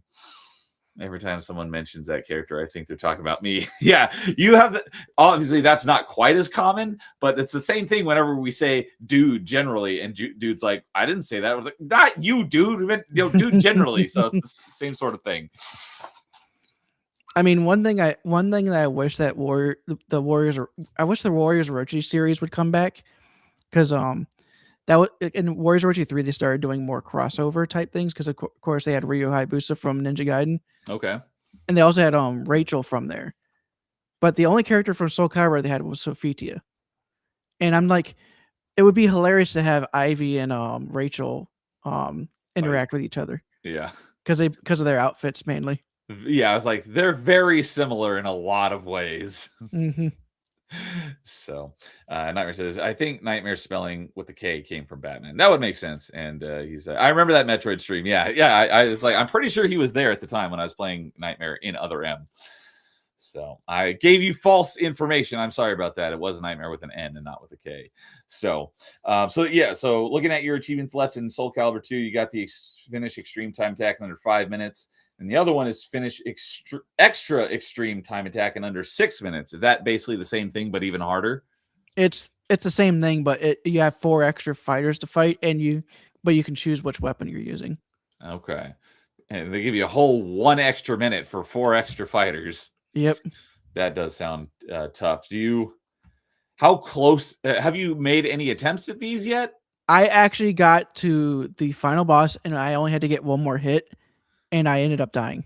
Oh, you would, if you'd gotten that last hit, would you have gotten the achievement? Yes. You did it under the time limit? Let's just say I threw my controller on that one. That sucks. Let's just say I stopped attempting those because I knew I was going to break a controller. And was that the extreme time attack, or was that the extra extreme? I can't remember which one it was. Whichever one it was, you were this close. Mm-hmm. Do you remember how much time you had left on the timer? Oh, I had plenty of time. I had more time than I had on the individual round timer. Oh, because you have 60 seconds to finish each one. Oh, so and I had gotten there with over a minute left. So wow. I could have, as long as I had more health than the opponent, I would have won. Oh, but like I said, when you're on that difficulty, for some reason the AI will either be really stupid, or all of a sudden it'll just have bouts of genius. Be like godlike. Let's just say I got it to the point where it was only 1 more hit, and it had bouts of genius. That's the worst. On this game mode, I think we were talking about it on a different game. Oh, yeah, that was on Dynasty Warriors. So I didn't ask on this one. In this extreme time attack, between each round, do you get any health back, or do you continue where you left off? Full health. Oh, you get full health between each round. Okay. Yep. That's nice. But if you lose 1 round, you're done. Yeah. That's what I figured. But the other time attacks, it was 2 rounds per fight, so it wasn't nearly as bad. Oh, for the achievements you already did get. Yes, Gotcha. because there's 3 time attacks with each mode, pretty much. Give me one moment. Okay, I see what you mean. So,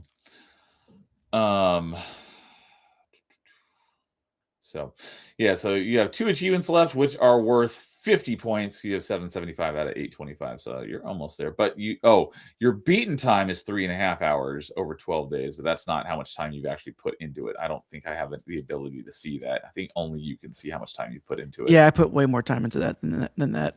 Yeah, I was gonna say, I'm assuming you put more time into it because that's just your beaten time, not your total play Yeah, time. the weapon master mode alone is way longer than that. You put at least 20 hours into that. So, do you have any idea when you're going to make another attempt at those last 2 achievements? I don't know because it was a couple of years since I even started that one.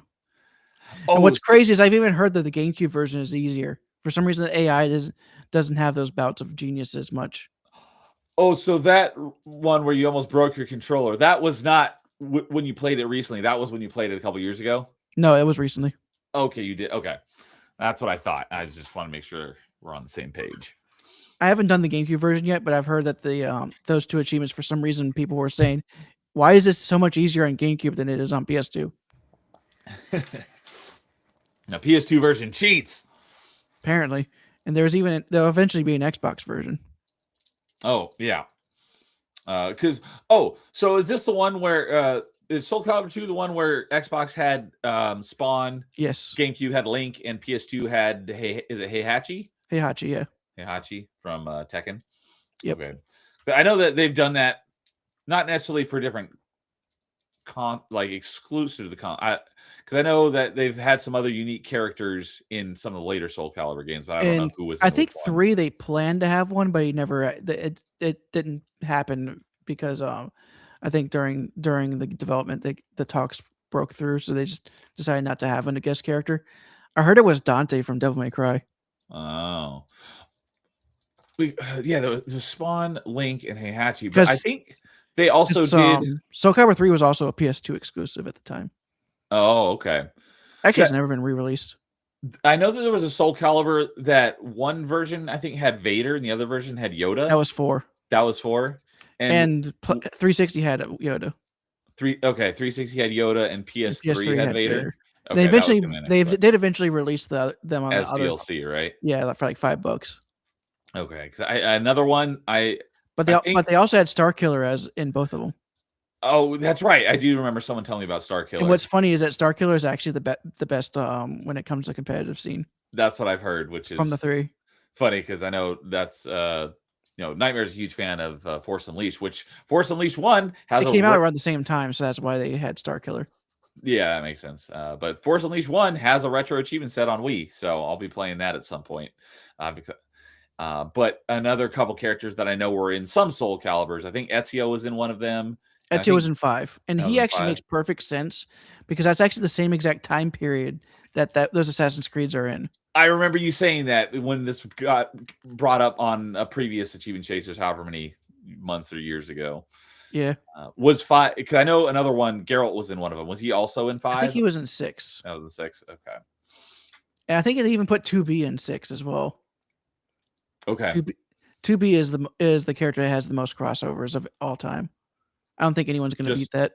Across all things, not just Soulcalibur, right? Yeah, 2B has been, from Nier Automata. Mm-hmm. She's been a lot of different crossover in a lot of let me see if I can find a list. So, all right. While you're doing that, one other thing I forgot to mention while I was talking about Deadzone Rogue is that basically all the achievements I have are all just like progress based, and most of the achievements in Deadzone Rogue are progress based. So if you're playing through the game, you're making progress towards a number of achievements. So there's not really much you have to go out of your way to get. So I forgot to talk about the achievements at all for Deadzone Rogue. So I just wanted to mention that it's almost all progress based. It doesn't help that that 2B has also appeared in a ton of the phone games, like with gotchas. Oh, the mobile games. Yeah. like Genshin Impact.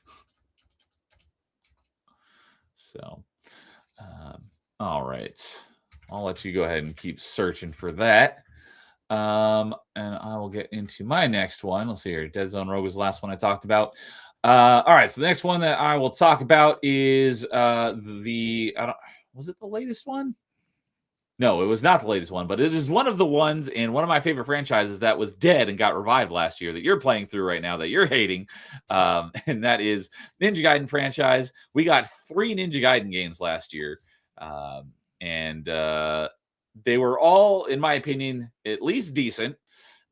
This one was my least favorite of the 3. I had higher hopes for it. It's still a good game, but that is the 2D pixel art side-scrolling action game, Ninja Gaiden Ragebound. I haven't finished playing it yet. I mean, I've beaten the story, but there's still a number of achievements I have to do. There's like a number of special missions that you unlock, and I haven't unlocked them all yet. So I have to first unlock them all, and then I have to go beat them all. And there's like 8 or 10 of them or so. I beat like 2 or 3 of them.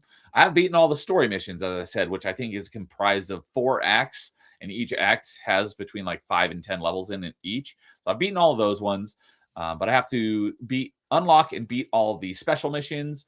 And there's also an achievement for getting all the collectibles.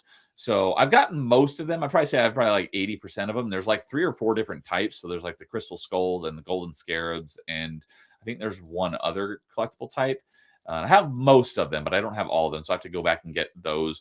Those are not difficult. It's just I need to look up where some of them are because a lot of them are fairly obvious and they're hard to miss, but there are a couple of others that you have to go out of your way, and I missed some of them. So I do have to do that. But overall, the difficulty of the game is not too terribly hard. The final boss, though, I felt was way more difficult than the rest of the game. So it was. So there was. Most of the bosses are actually pretty difficult, and I died probably on average to each boss probably 20 times each before I beat them. So you really need to learn their attack patterns, but once you get used to the attack patterns, it's not too bad. There was probably 1 or 2 bosses that was really, besides the final boss, because I felt the final boss was by far the hardest one, and it didn't feel like it was fair difficulty. It just felt like cheap difficulty. So like most of the series. I know, obviously you have a way opposite opinion of the franchise than I do. In the Ninja between Ninja Gaiden 1 and 2, really the only boss that stands out to me as like really, really cheap is the awakened form of Alma in Ninja Gaiden 1. The rest of them I don't. Obviously, you're going to disagree with me. I don't think that they feel that cheap, but in Ragebound, though, most of the bosses didn't feel very cheap, besides the final boss, except for 1, maybe 2 of the bosses. And I'm pretty sure there was a boss. Actually, to be honest, every level. I mean, I played the first Ninja Gaiden, and the bosses in that weren't that bad. And from what I remember, you played Ninja Gaiden Sigma. I'm talking about Ninja Gaiden NES. Oh, I have not played the NES one, so I can't comment on those. NES is way better than both the 3D games I've played. I haven't played them, so I can't say, but I don't think I could possibly agree with that, since I love the 3D ones, with the exception of Ninja Gaiden 3. I do not love Ninja Gaiden 3. But it's going to be funny if Ninja Gaiden 3 is the only one I like. That would be really ironic. I have a funny feeling I'm going to enjoy 4 way more than I'm enjoying 1 and 2. I think you'll enjoy 4 the best as well, would be my guess, since I do know you are a fan of Platinum games, right? Yes. Yeah. I have done Bayonetta and Vanquished. Yeah. I think you're going to like 4 the best as well, because 4 does not play... it definitely plays different and more like a Platinum game than it does like a traditional Ninja Gaiden, because despite Ninja Gaiden 3... being, in my opinion, a terrible game, it still plays like Ninja Gaiden 1 and 2, whereas 4 doesn't play like it. Sounds like a good thing to me. Ninja Gaiden 3 is more of a Ninja Gaiden game than Ninja Gaiden 4 is, but I think Ninja Gaiden 4 is a better game than Ninja Gaiden 3 by far. Anyways, where I was going with that is Ninja Gaiden Ragebound. It's still in my group of now playing games. I haven't shelved it entirely yet. I just haven't played it in. I don't know if I played it at all this month, being March. I think the last time I played it was in February, so it's been a few weeks since I played it. And that's just, I don't really have much of a desire to go back and continue playing it. Looking at the rest of the achievements I have left, most of them are fairly simple. Like I said, it's just collecting the remaining items that I missed and unlocking and beating the specialty missions. There's like 4 or 5 achievements that are probably the hardest ones in the game, and they're these achievements for beat this specific mission with this specific parameter.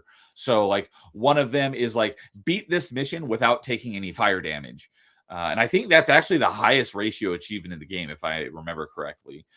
So there's like 4 or 5 achievements like that for like beat this level without falling into any pits or something like that. So they shouldn't be too hard, but I haven't attempted them yet, so I don't know exactly how difficult they are.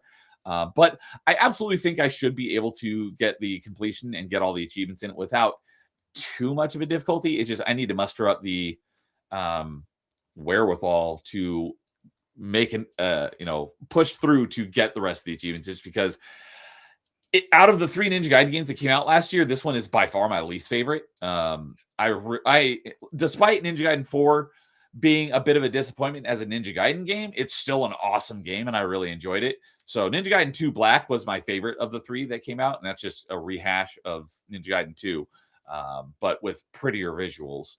But Ninja Gaiden Ragebound, I had high hopes for. It sounds like I'm going to hate Ninja Gaiden 2 Black the most. It's way easier than the original Ninja Gaiden 2, which you're currently playing.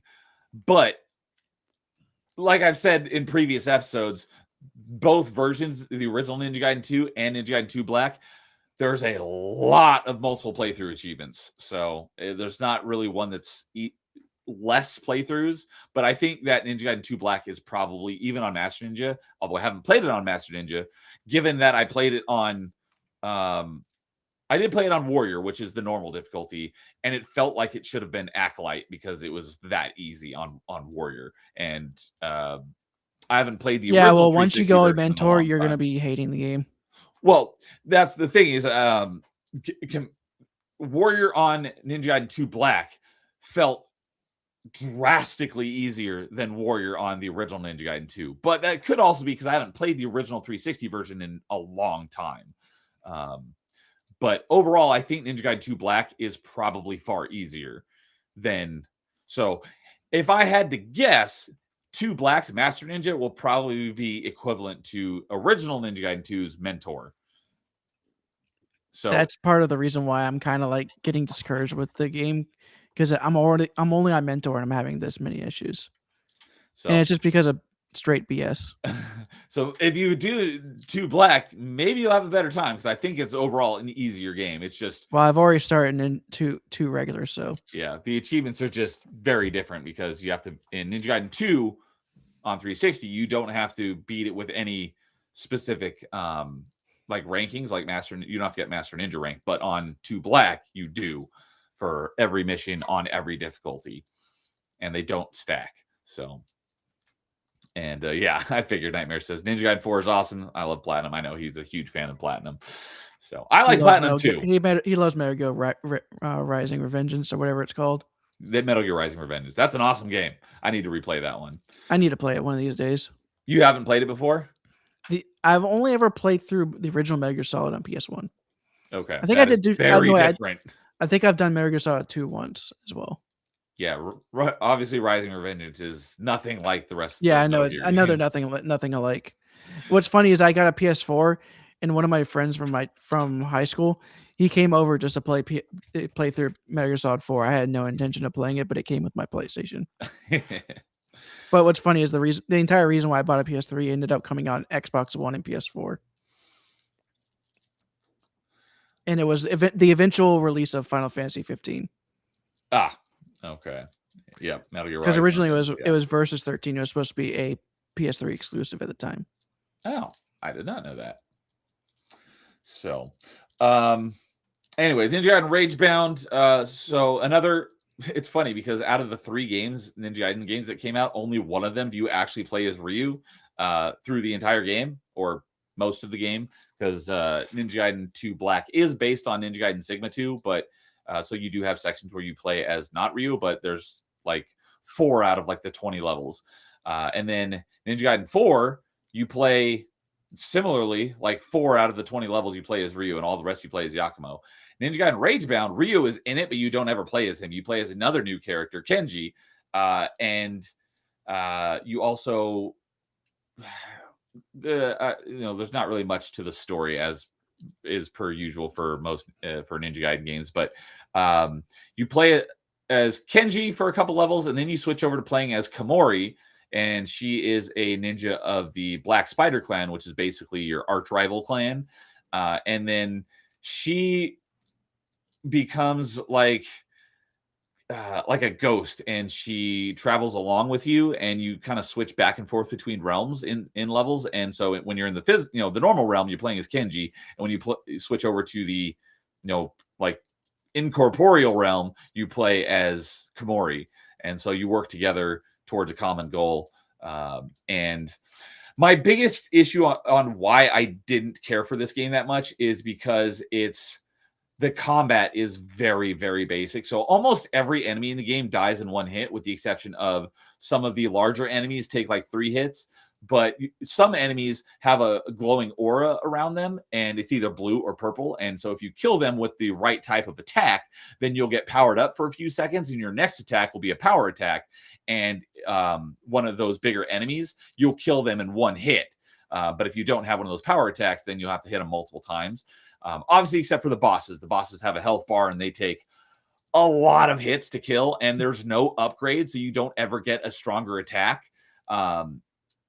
And like I said, the combat's very basic. The combat reminded me of The Messenger, which plays a lot like this in its like gameplay, but that one is a Metroidvania. And despite Messenger not, like, a lot of people put Messenger in their top Metroidvanias ever, it's good, but it's probably not in my top 20 Metroidvanias if I had to rank my top 20. But I did enjoy it. I did it twice for the Xbox and the Windows stack.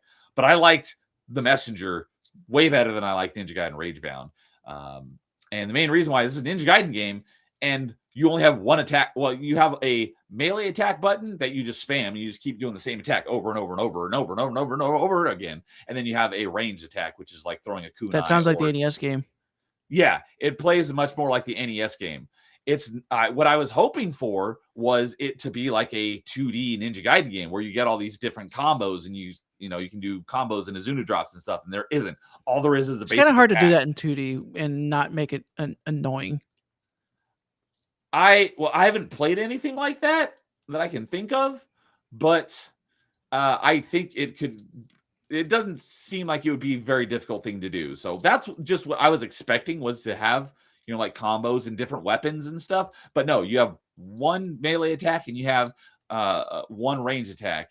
And your range attack actually consumes one of your meters, so you can't even do that many. Depending on which one you have equipped, some of them use more meter than others. But the combat, I was not a fan of, just because it's so basic. I was hoping for a more in-depth combat system. That's why I was not a huge fan of it. So it's not bad. It's just I don't care for it that much. And now that I've beaten it, I don't have much desire to go back and finish off the rest of the achievements, even though they're not too terribly difficult. So. Yeah, so that's Ninja Gaiden Ragebound. I had higher hopes for it than what it ended up being. Now, the other game that came out very similar time and has very similar gameplay, I also haven't played, but I'm looking forward to playing it. I think I'm going to like it more than Ragebound, and that's Shinobi Art of Vengeance. I think I'm going to like that a lot more than this one. But that's just a guess. Once I get around to playing it, I'll be able to say whether I like it more or not. But I have a feeling that I'll like it more than Ragebound. So... all right, I'll go ahead and continue on to another one. Did you end up finding a list of crossover counts? I didn't find a count, but there's a ton of games that she's in. Okay. All right. So I guess I could talk about my experience with Ninja Gaiden 2 continued. Oh, I guess, yeah, this is a good time for it since we're talking about Ninja Gaiden anyways. I am despising it because the The game it just feels so cheap because if the way that enemies are designed in this game are just atrocious. Because like in Mentor, normal enemies do not die to a full ultimate attack, or a secondary level ultimate 1 attack, ultimate attack, which is right? the normal enemies should be able to die to that. If it was like Yeah. a bigger enemy, I can understand it, but like the normal enemy is not dying to a single ultimate attack is ridiculous. Because I saw on try to catch as much of Ninja Gaiden streams as possible, and I saw a lot of them. You were only doing level 1 ultimate attacks, level 2 ultimate attacks. I'm pretty sure. Well, although you're playing on Mentor now, so I can't say because I haven't actually played Mentor difficulty, so it could be different. But I do remember when I was watching you were doing a lot of level 1s and not level 2s, and maybe that could be why. But it's still ridiculous that a normal enemy is not dying to that. So I'm currently stuck in one of the trials on Mentor because it is one of the ones that gives you the health upgrade. Gives you the health upgrade. So it's like I kind of want to get that because the way Ninja Gaiden 2 is, you cannot go back to it once you've gone past it. It's level based. That's also why I prefer Ninja Gaiden Black to Ninja Gaiden 2. Is Ninja Gaiden 2 is level based, point A to point B. You can't go back. Although certain levels you can traverse back in that level, but you can't go back to previous levels. Whereas Ninja Gaiden Black is a very Metroidvania like open world map. There's like 1 or 2 levels that you can't go because it's chapters in that one. They're like the airship. You can't go back to the airship. So if you miss something on the airship, then you have to start the game over again. But that's only like chapter 3, so it's early on. But basically, almost everything else after that, you can revisit at some point anytime you want. Yep. But Ninja Gaiden 2, you can't do that. So if you miss something, you can't go back to it. Yep. So I literally spent an entire stream on that one spot, and I just said, "Screw this, I'm out." So and that was like almost 2 weeks ago. Yeah, so you're doing all of your Ninja Gaiden 2, I believe you've been doing on stream, right? Yes. And so you did your first playthrough on Warrior, which is the normal difficulty, and you did it all with the Dragon Sword, if I remember correctly. So now you're doing moved up to Warrior difficulty, you moved up to Mentor difficulty, which is essentially the very hard difficulty. No, it's hard difficulty, not very hard. There's one more difficulty afterwards, which is very hard. Well, I'm considering like there's normal, very hard, and Master Ninja, but I guess because in the original in Ninja Gaiden, the first one, there is normal, hard, very hard, and Master Ninja. So that's why I don't call Master Ninja very hard. I call Master Ninja above very hard. But there's not as many difficulty modes in Ninja Gaiden 2, so Master Ninja would be considered very hard. But I consider I always think it's easy, normal, hard, then very hard. Yeah, it just depends on your perspective.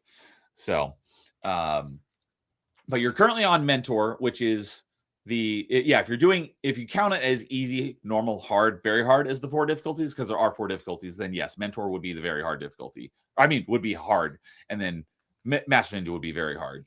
But you're on Mentor, and what chapter are you on? 3. You're on 3. That's the New York chapter, right?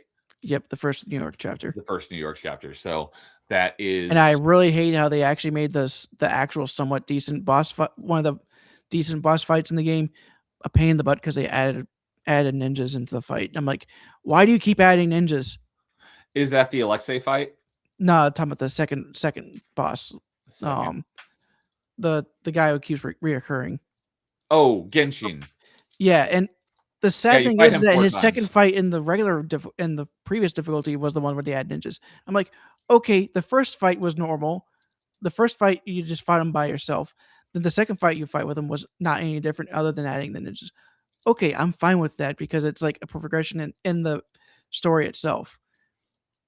They shouldn't have done it in that way with in Mentor. In Mentor, they should have left it time you fight him, he has. I think they should have left it as like he still only had one.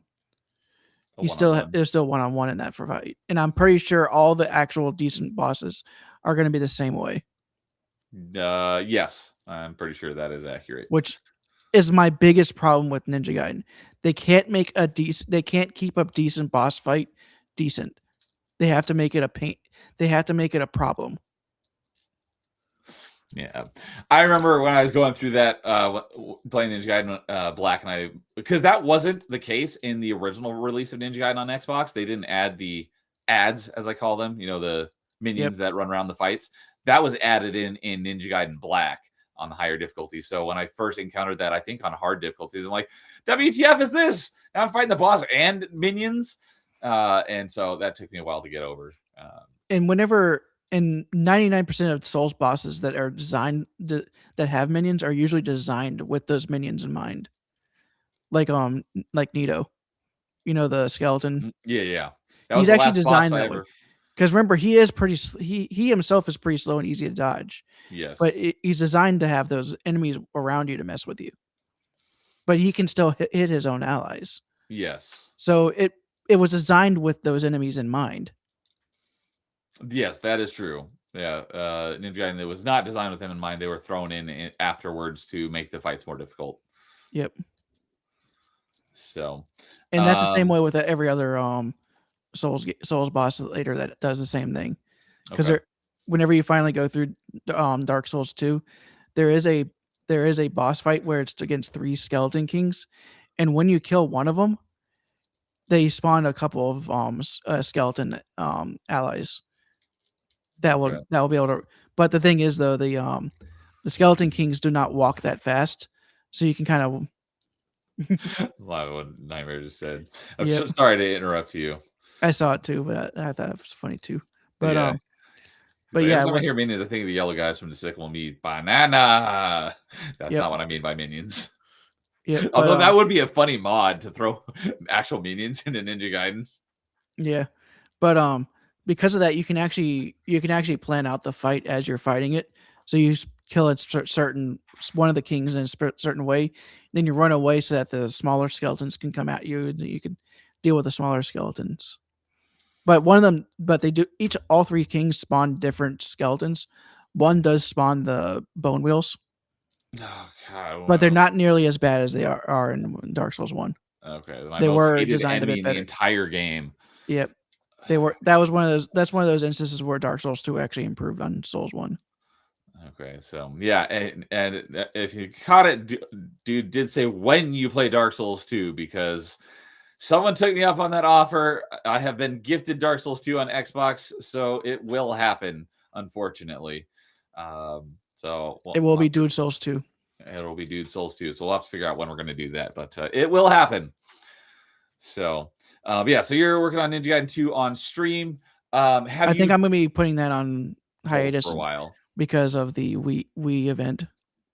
Understandable. And kind of like, although it's way worse for you with Ninja Gaiden 2, but similar with me with Ragebound, I don't really have any desire to go back to it. But for you, it's like times 100 that you have no desire to keep playing Ninja Gaiden 2.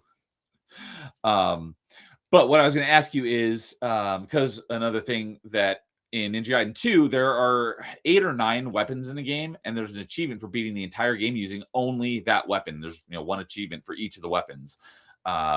So the only way you can do that is in New Game Plus, because then you actually start with all the weapons from the beginning. Other than the Dragon Sword. Other than the Dragon Sword. So you can, since the Dragon Sword is the only weapon you start with, you can get that Dragon Sword achievement your first playthrough if that's the only weapon you use, which is what Dude did. So my question, because it's been so long since I played the 360 version of Ninja Gaiden 2, is when you do New Game Plus, are you only able to do it on the difficulty you started, or can you do New Game Plus on a higher difficulty? I'll have to try again, but if I can only do it on the difficulty I did it on, I'll probably just do a regular playthrough to be able to do New Game Plus on the easiest difficulty, and I'll just probably do those achievements off stream. Okay, that would just be ridiculous to do on stream. Yeah, because I was gonna say I did all of the weapon achievements on Acolyte, which is the easy difficulty. But so if you couldn't change the difficulty, you would have to stick to the normal difficulty of Warrior. And I'm not doing that. But it wouldn't be that bad. But if you could change the difficulty, if you could change the difficulty, then you could continue that save with a lower difficulty and continue with all the weapons. Otherwise, you'd have to start a new save on easy, beat it, and then you could do a New Game Plus on easy with each of the weapons. So if you can't change the difficulty, then that would just have to add an extra playthrough. Yep, it's just ridiculous. Ridiculously badly designed achievements. Yeah, I think there are 70 achievements. I think I've got like 66. I think there's only like 3 or 4 I have left, and I don't expect I'll ever get them. Oh, well, I do still plan to get the one for beating it on Mentor. I don't think I'll ever get the Master Ninja achievement. But I love Ninja Gaiden 2, and I just love Ninja Gaiden Black more because of the map design. But they are, in my opinion, they're both excellent hack and slash games. But Dude will disagree with me. But we have disagree. It's just because of the way that everything's designed. He loves Dark Souls, and I do not. So it's just funny how we have exact opposite opinions on it's because two of our favorite franchises. It's because Dark Souls gives you enough time to actually be able to react to the things. There is way too much in Ninja Gaiden that you just cannot react to it at all. Like you'll be jumping away from an enemy, and then as you land, another enemy is using its grab in just the right way that you cannot do anything about it. That is true. I hate that difficulty style with a passion. It is the worst idea of a difficulty. And I can't really argue against it. But like 99% of what happens in Souls, it's your fault. I don't know if I'd say 99%, but I would agree with that. And that's not coming from someone who doesn't like Souls games. Yes. My biggest issue with Dark Souls is just how slow the pace is. If the game speed was increased, I would have probably liked it a lot better. Souls 2 and 3 are actually faster. Whenever you were playing Elden Ring, you noticed it was faster, right? Yes, I did. Souls 2 and Souls 3 definitely were in that same idea. Because even before I did the Elden Ring stream back in January, I dived it last summer and I got the first achievement. I was like, the 1 hour I played of Elden Ring, I liked better than my 80 hours of Dark Souls 1. You also have to remember, I also got you to spec into a build where you just use a really big sword. I don't know, like I don't know how you would. Just think about because you can spec totally different, but I don't see how any of those other builds are viable. The big beat stick seems to be in my opinion the only viable build. It's my favorite too. So Nightmare says, I don't like Souls because it's slow. Exactly what I said. And I don't like Ninja Gaiden because it's too difficult. That's fair. Platinum is my favorite. Yeah, I know you're a big Platinum fan. I like Platinum too. So all right. Any other things on Ninja Gaiden 2? No, I'm just putting on hiatus for the Wii rollout because I'm gonna be happy. I'm actually gonna be enjoying my streams for the first time in a long time.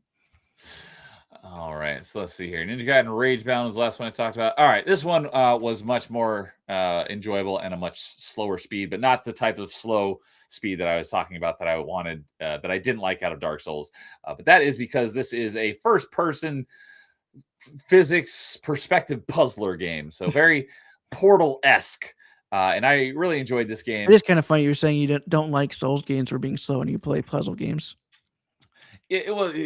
For combat, I don't like slow combat, but for other types of games, slow is fine. It just depends on the style of game. I know it makes no sense, but it makes sense to me. Dang it! But anyways, the game I am talking about is called Viewfinder. And if you like first person physics puzzle games that are kind of turn things on their head, you'll probably like it. It's a relatively short game. I think the estimated completion time is 8 hours. And let me pull it up here real quick. There's a couple other games that are in this vein of puzzle game that I really like that I haven't played yet, but I did play them recently to get an achievement, and that's one of them is called Relicta, and the other one is called Entropy Center. But I have not played those in their entirety yet. So I started this in February. I beat it in February. Let's see here. I started playing it at the end of January. Yeah, my first achievement, other than when my first achievement in the game was back in December. And but then when I actually got into playing it was January 29th. So I played it right at the end of January, and then I beat it on February 2nd. So the estimated completion time is 5 to 6 hours. So it's a fairly short game, and it's a Hey, Rocker Dude's here. What's up, Rocker Dude? Said Viewfinder is really neat. Yes, it is. I really enjoyed it. And basically, the premise of the game is you find through the first few. It's got 5 or 6 different worlds, and each world has a different like gimmick that you use to solve the puzzles. But it's all based on pictures. So through the first couple of worlds, you find pictures laying around, and what you do is you can see the pictures that you're holding. They're like Polaroid pictures, and you can swap through them. And what you do is you take them and you hold them up in front of your face, and you can rotate them or whatever. And then when you hit the trigger, then whatever's in that picture gets imposed onto the world that you're in, and it goes imposed to wherever you were looking. So like the first puzzle on the first, or not one of the first puzzles in the game, is you find a Polaroid picture, and there's you do have a jump, but it's fairly weak. So you have to get to the exit, and in order to get to the exit, there in the picture is a bridge, and so you place the picture where you need the bridge to go, and you hit the trigger, and it puts the bridge in the real world, and it bridges that gap, so you can now walk across and reach the exit. So that's kind of the basic premise of the game, and I wouldn't say it gets too terribly convoluted with the concepts, but as you progress, some more mechanics get introduced. Like there's certain surfaces that you can't place your pictures onto, so you have to figure out how to work around it in order to get to where you need to go. And later on in the game, you get a Polaroid camera, and so you take pictures of stuff, and then it prints out, and then you use the pictures you take to place those things into the world and solve the puzzles. And some levels, you only have one picture.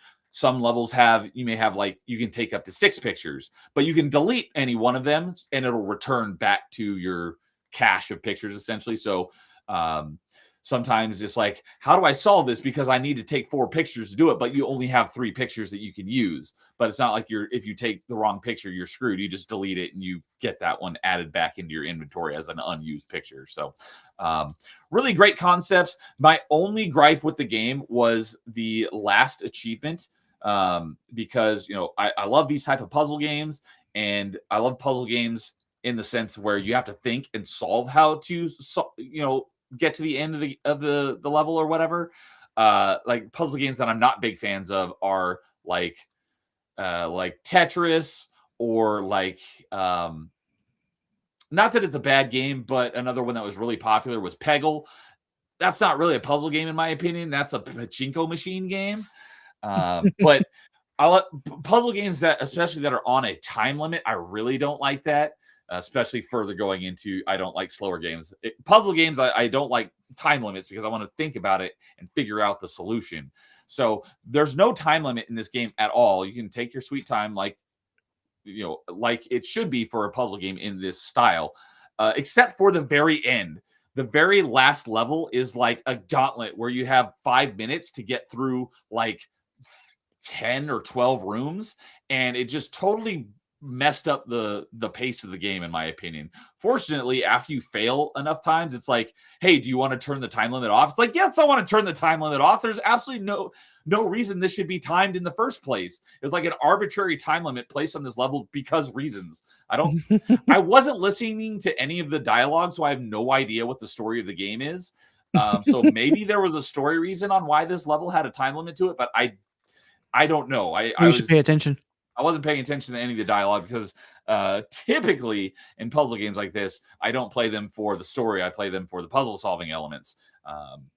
So maybe it has a good story. I don't know. I wasn't paying attention.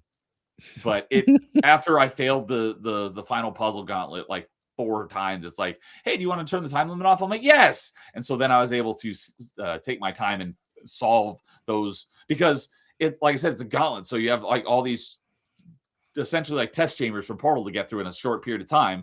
And so you have to figure, every time you fail, you have to start back at the beginning. So you get really good at the first one, but then you don't know the second one. And then you figure out the second one, you got to start over, and you got to go through 1 and 2 to get back to 3, and so on until you get through the whole thing. So I did not like that aspect because it seemed completely arbitrary. That was really my only gripe with the game. But after I got to turn the time limit off, I got to take my time and solve the however many levels there are in that final gauntlet and beat the game.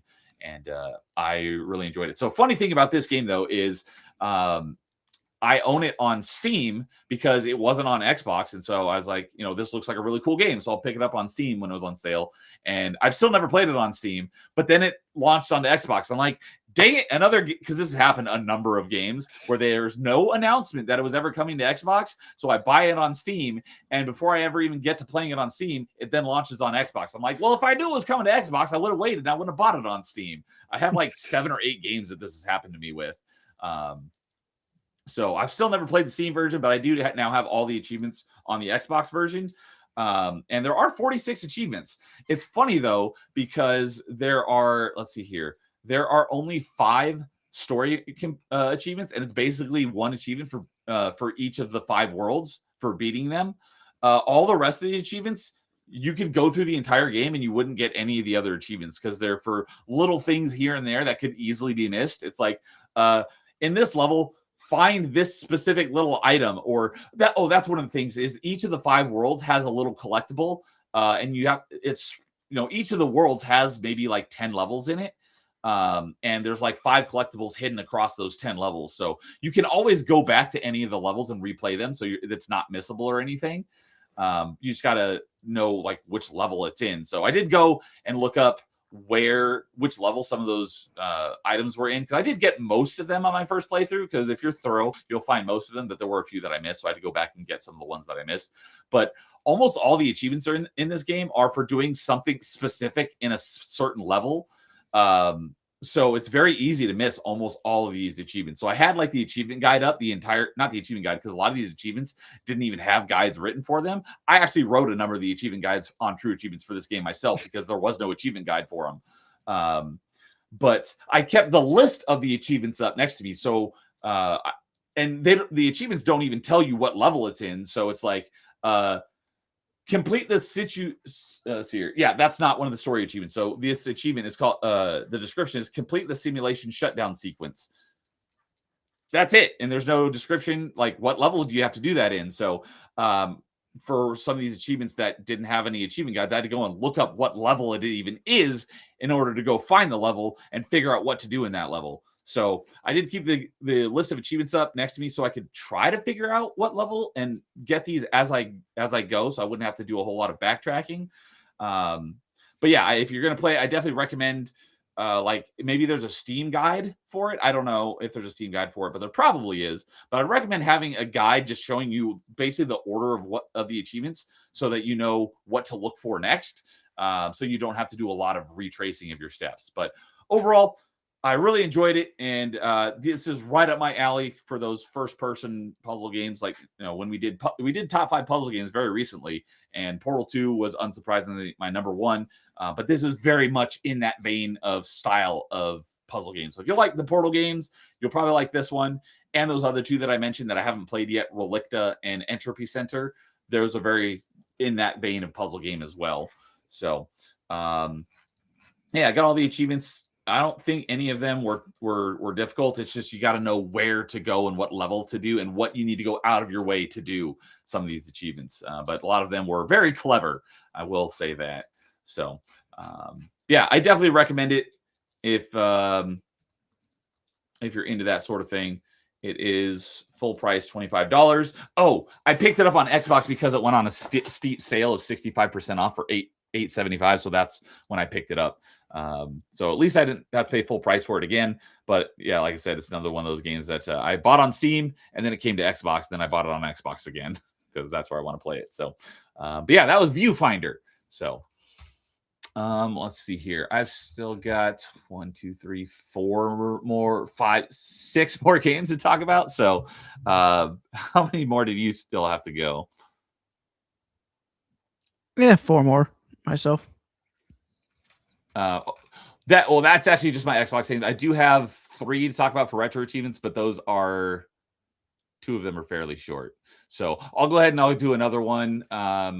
This one is fairly quick, so I'll go ahead and do another quick one.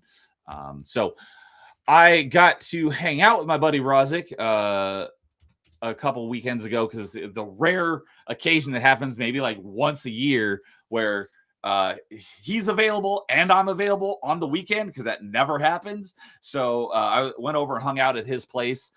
Spent the night, and we just gamed, and we're like, hey, what do we want to play? And so we played a little bit of a couple different games, but there was one game that we played through the entire thing in co-op, and we played through this game before on an earlier version, but that was many years ago. So we played through Gears Reloaded entirely in co-op, and so I don't have.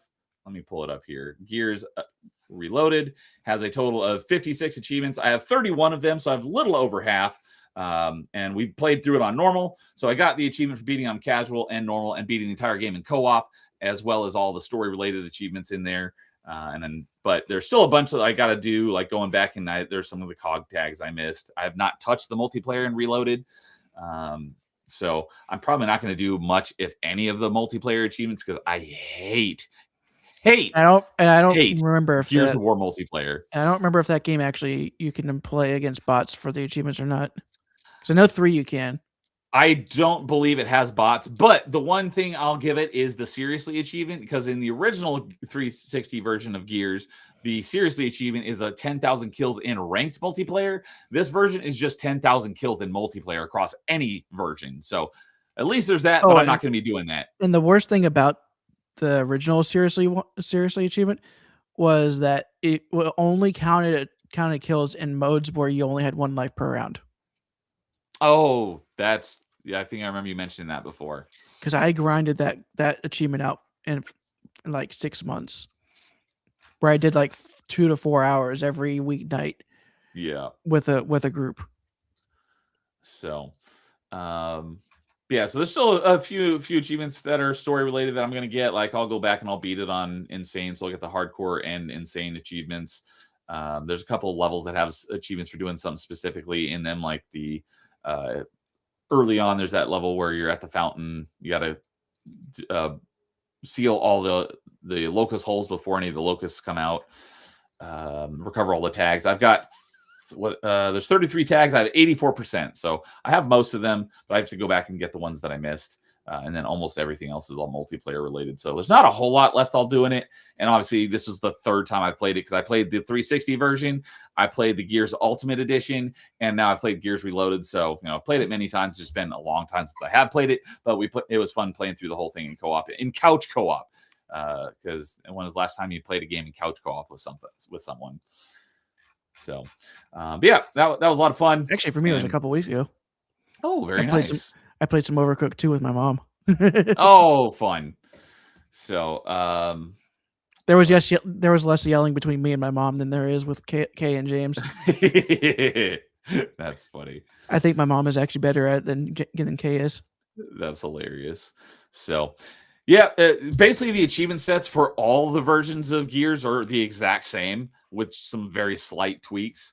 So, yeah, played it a bunch of times. It's been a long time since I played it, so it was fun to play through that. Yeah, I've only got under 7 hours in it, and but we beat the whole story because it's not a terribly long game. But yeah, so that was another thing that I played in February. So, all right. What was? Oh, you know what? I think I talked about this kind of at length on our last one. Yeah, because I'll go ahead and talk about this one real briefly as well, because I'm pretty sure I talked about it at length on our last episode, and that is the continuation of Aragami. Do you remember you talking about Aragami?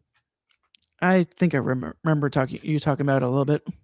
I'm pretty sure I went into it in depth because I beat the story. I'm pretty sure I had beaten the story. Yeah, I beat the story in January, and then I finished off basically what's the DLC in February. I finished the game on February 4th, so I finished getting all the achievements very early on in the month. But so there wasn't a whole lot left. But I went into depth about Aragami on our last stream, so I'm not going to rehash all that. But I did finish it, and I got all the achievements. So basically, a recap of it is it's a third-person, cel-shaded ninja stealth game. It's I enjoyed it for the most part, but it was going back to the speed thing. My biggest issue with the game is your movement speed. I felt was way too slow.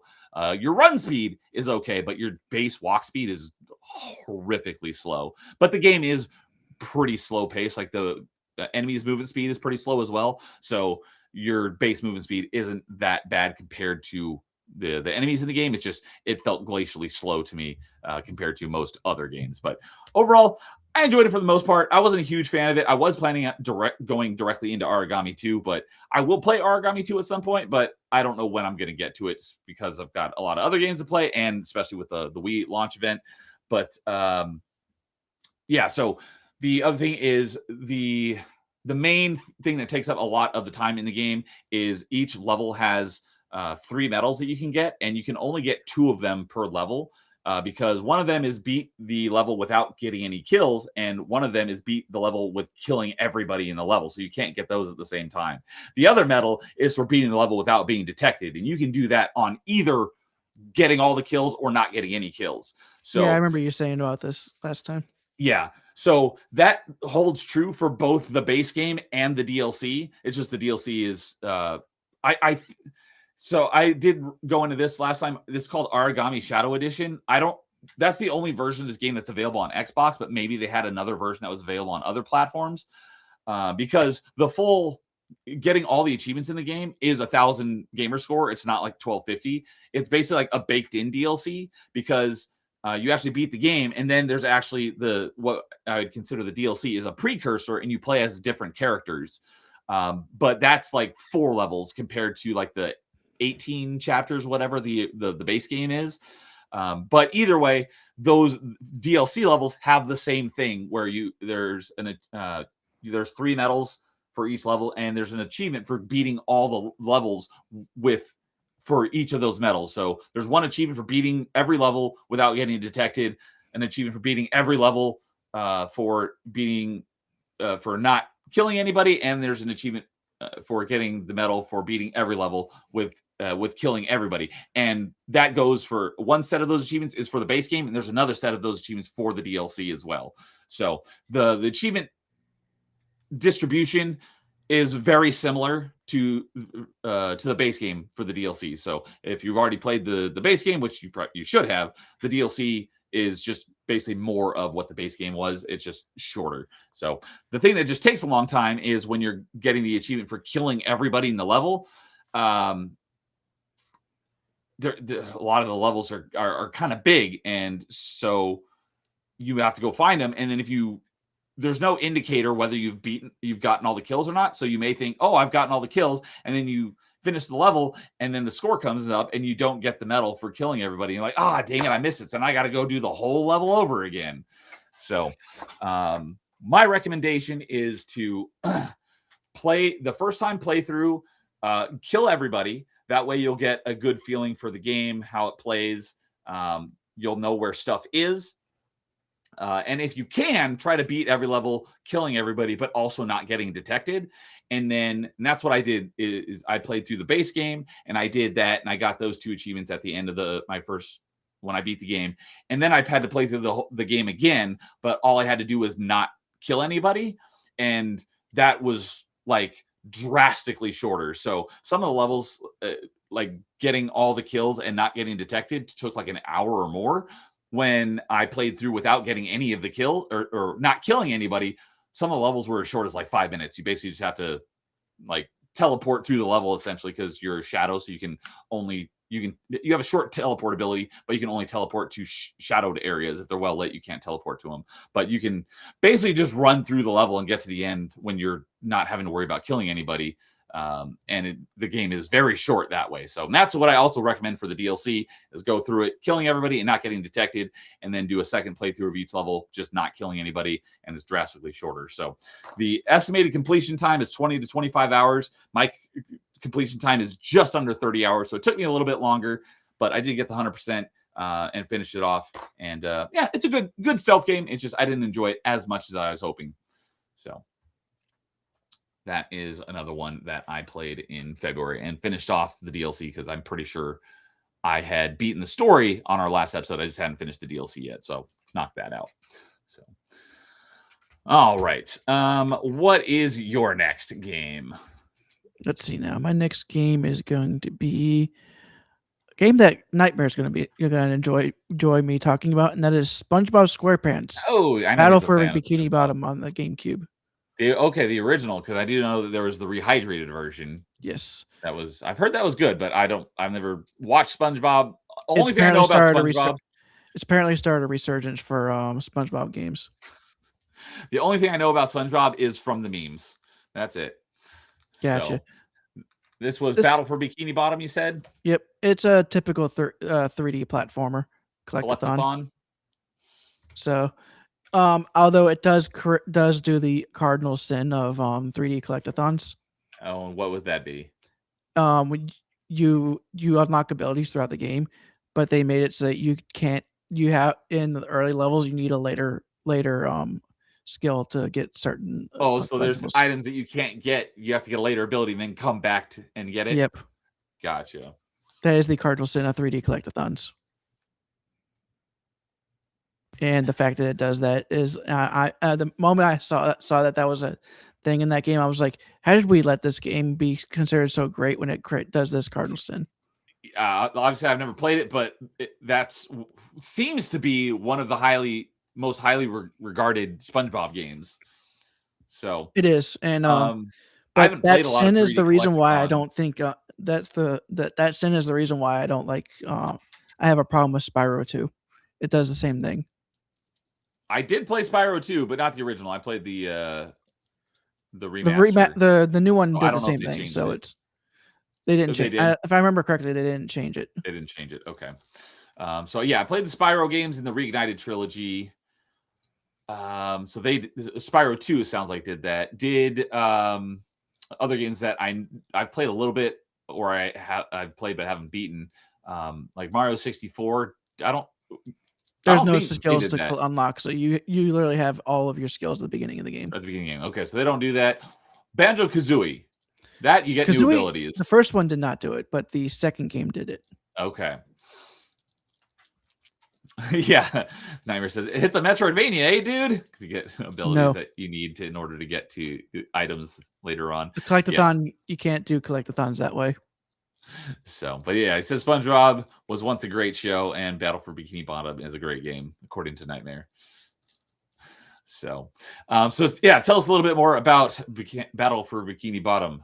Yeah, for the most part, it was a fairly standard 3D platformer. Just find all the golden spatulas in the levels, which are like your power stars, and then also you had to find all the Patrick socks,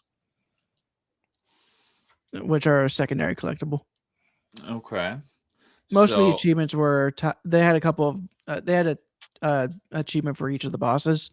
Like you had to beat the King Jellyfish without taking damage, not touching the goo, and not double jumping.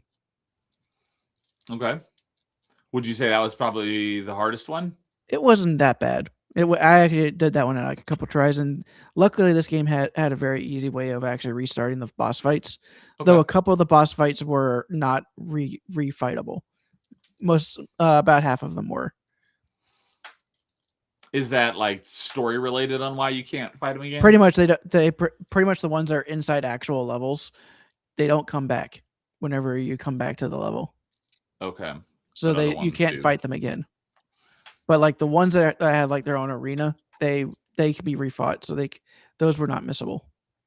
Gotcha. And those are the robot fights, because you fight against Robot Sandy, which is the squirrel, fight against Robot Patrick, and then Robot SpongeBob. Okay. So the Battle for Bikini Bottom on the GameCube has 61 achievements. You mastered it in just under 30 hours. And some of that time I did actually leave the game on while I went to go do some other stuff. So I was just going to ask, like, that seems a little high. So what would you say was probably a more accurate playtime of this game? Probably like between 20 and 25 hours. Okay. But fairly straightforward, nothing too terribly difficult? Nope, nothing too difficult. Although I did read that there is a glitch in the GameCube version that because of the way that whenever you give Patrick 10 socks, he's supposed to give you a golden spatula.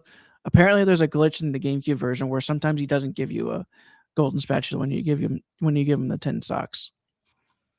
Okay. So just be careful with that. I'm assuming you did not run into that. I did not run into that, so luckily I didn't have to redo the game. The worst case scenario would have happened on the last set of socks. Yeah, I mean you have to basically replay the whole game. Yep. So, okay. And Nightmare says, "Dude, did you play the original or the remake?" I'm assuming this is on GameCube, so this is the original, this right? Is the GameCube. GameCube's the original. Yeah. There is a PS2. There is a PS2 set as well. Okay, because the remake that he's talking about, that's the one that's called Rehydrated, right? Yes. Okay. I think I might have that, even though I have no intention of ever playing it. It's a good game. Yeah, I kind of figured they would fix the glitches. Okay. No, never mind. I have Truth or Squared on 360 via Games with Gold. Because I never would have bought that. And what's myself. funny is the Wii version just got achievements with retro achievements. Oh, I saw that today, and I thought a nightmare. So yeah, the Wii version of this game. Yeah. Of Truth or Squared. Oh, no, Truth or Squared on Wii has retro achievements. Yep. I remember seeing a SpongeBob game on Wii. I'm like, hey, maybe Nightmare would want to play that. I mean, I already sent him the hub for all the SpongeBob games. There's like over 30 of them playable. Oh, I think I remember you mentioning that. It's like, wow, I didn't realize there were that many SpongeBob games. Makes sense. Well, you got to remember that they were also cross-platform. So some of the games they would. A lot of them are the same game, just on like multiple platforms. Yeah, it would have like 3 or 4 different releases. Yeah. So and yeah, he says the remake fixes a lot of glitches. Yeah, the remake is rehydrated. Truth or Squared is one I never got to play. So all right. Any last thoughts on SpongeBob? Just a really great game. I just wish it didn't have that skill system in place. Like you can have it, just make it so you don't have to go backwards. Right. Only put collectibles in levels after you have that ability, not before. Yes. Understandable. All right. And the next game will be a quick one as well because I only had to do a DLC for it, but it's more of a title update. And this title update came out a while ago. It's just that because of the flood and everything being in containers, I couldn't go grab the game quickly. And he said flood, and I immediately thought of Master Chief. Not that flood. I normally would think of Mario Sunshine. I knew you were going to say that. But the other game is the only reason why you should have a PS5, and that is Astro Bot. Yes. And they added a couple more challenge missions since the flood happened, and I finally, now that I have the basement now back to a state where I can start bringing stuff down, I started moving stuff down, and I had all my PS5 games on the counter. I was like, you know what? While I have this out, I'm gonna pop it in and go do those challenge achievements. It took me like 15 minutes because it was like a couple of new stages that they added. So, so this was the original Astro Bot, is that right? No, this is the third game in the series. Third. So what? There's Astro's Playroom. Playroom. I was thinking of that one. Is that the first one? No, that's the second one because that's the one that came with your PS5.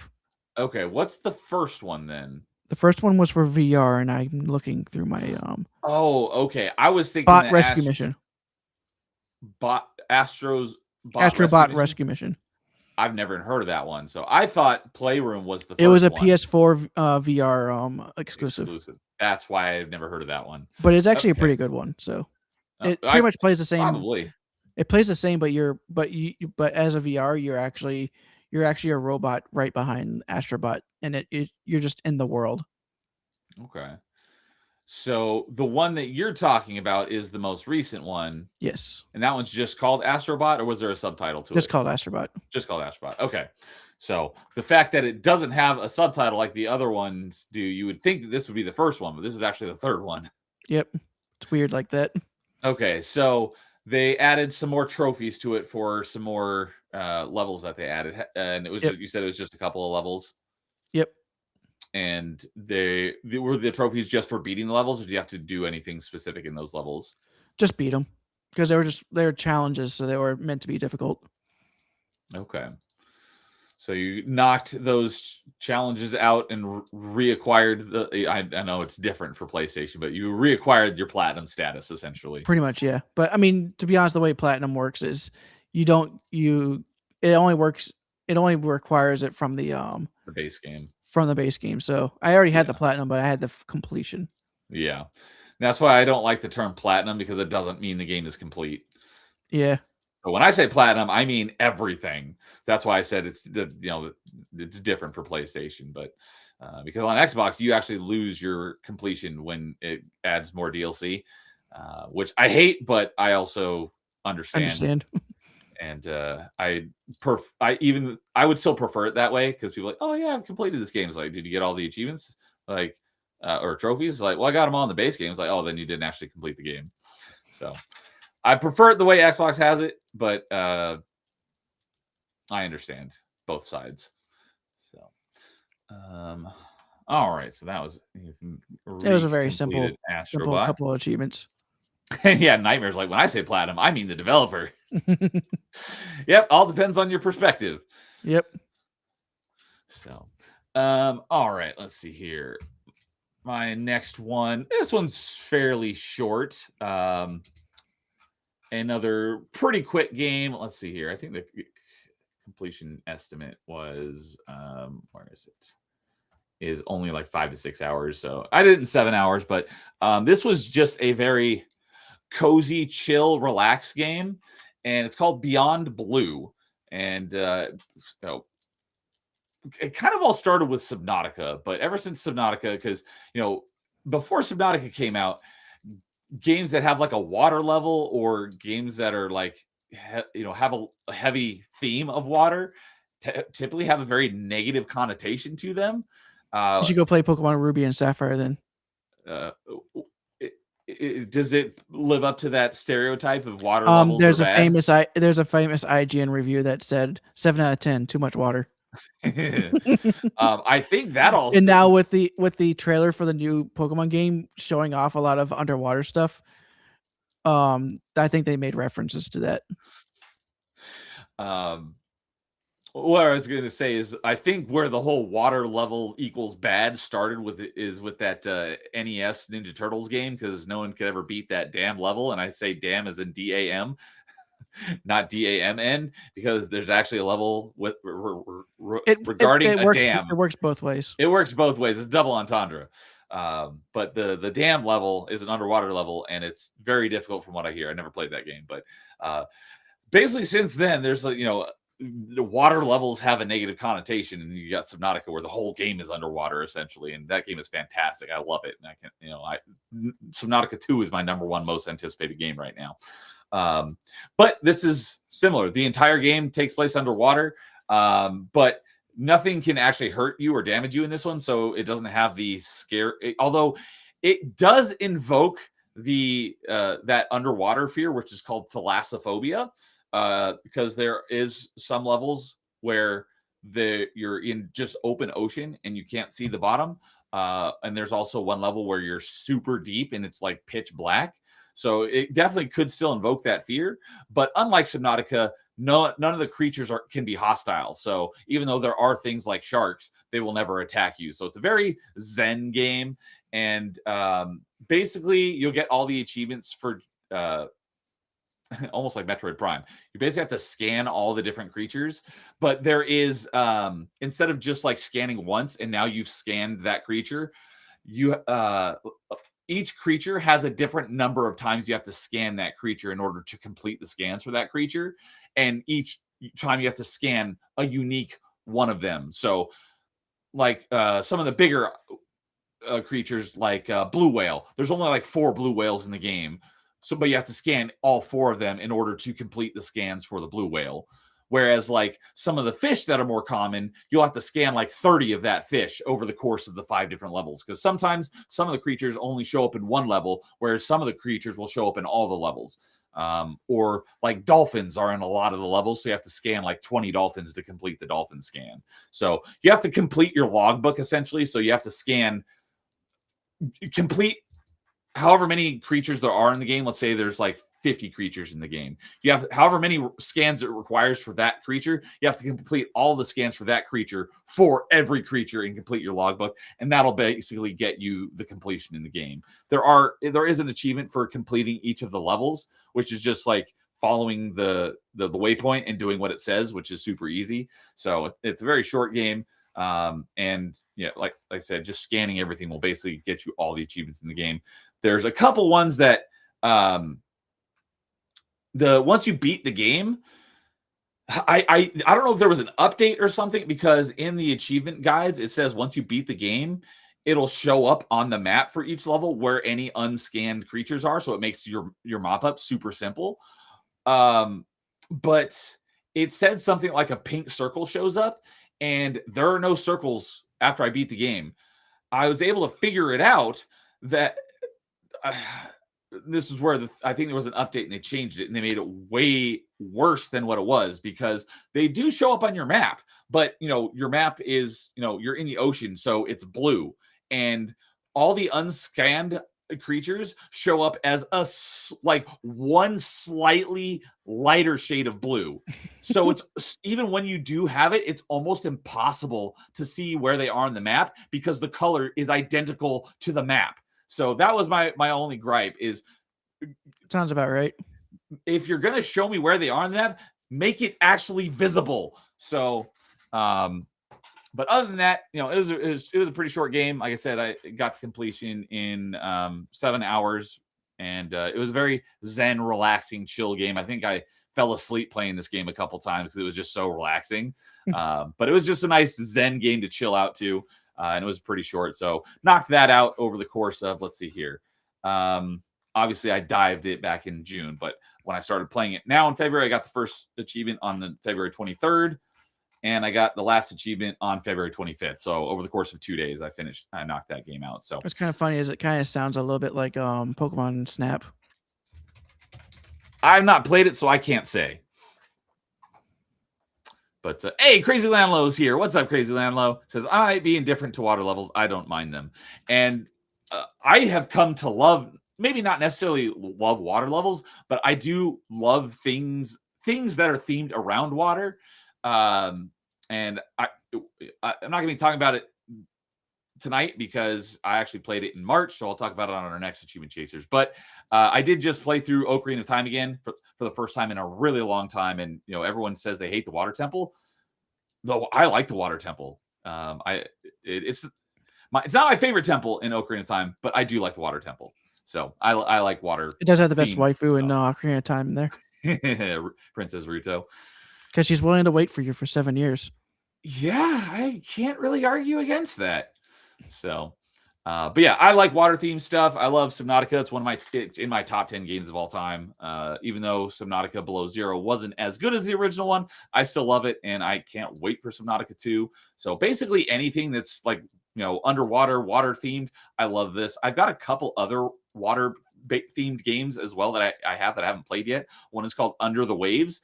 And it's a guy where you basically live underwater and you work on like oil rigs and stuff. And you have to I've only dived it, so I've only played it for like 15 minutes. But there's all this like underwater stuff, and you're walking around. You're not like diving in where you have fins like you do in this one or Subnautica. You actually have like a 1950s dive suit where you got the tube and you got the little hole in the helmet. And you have like the metal shoes.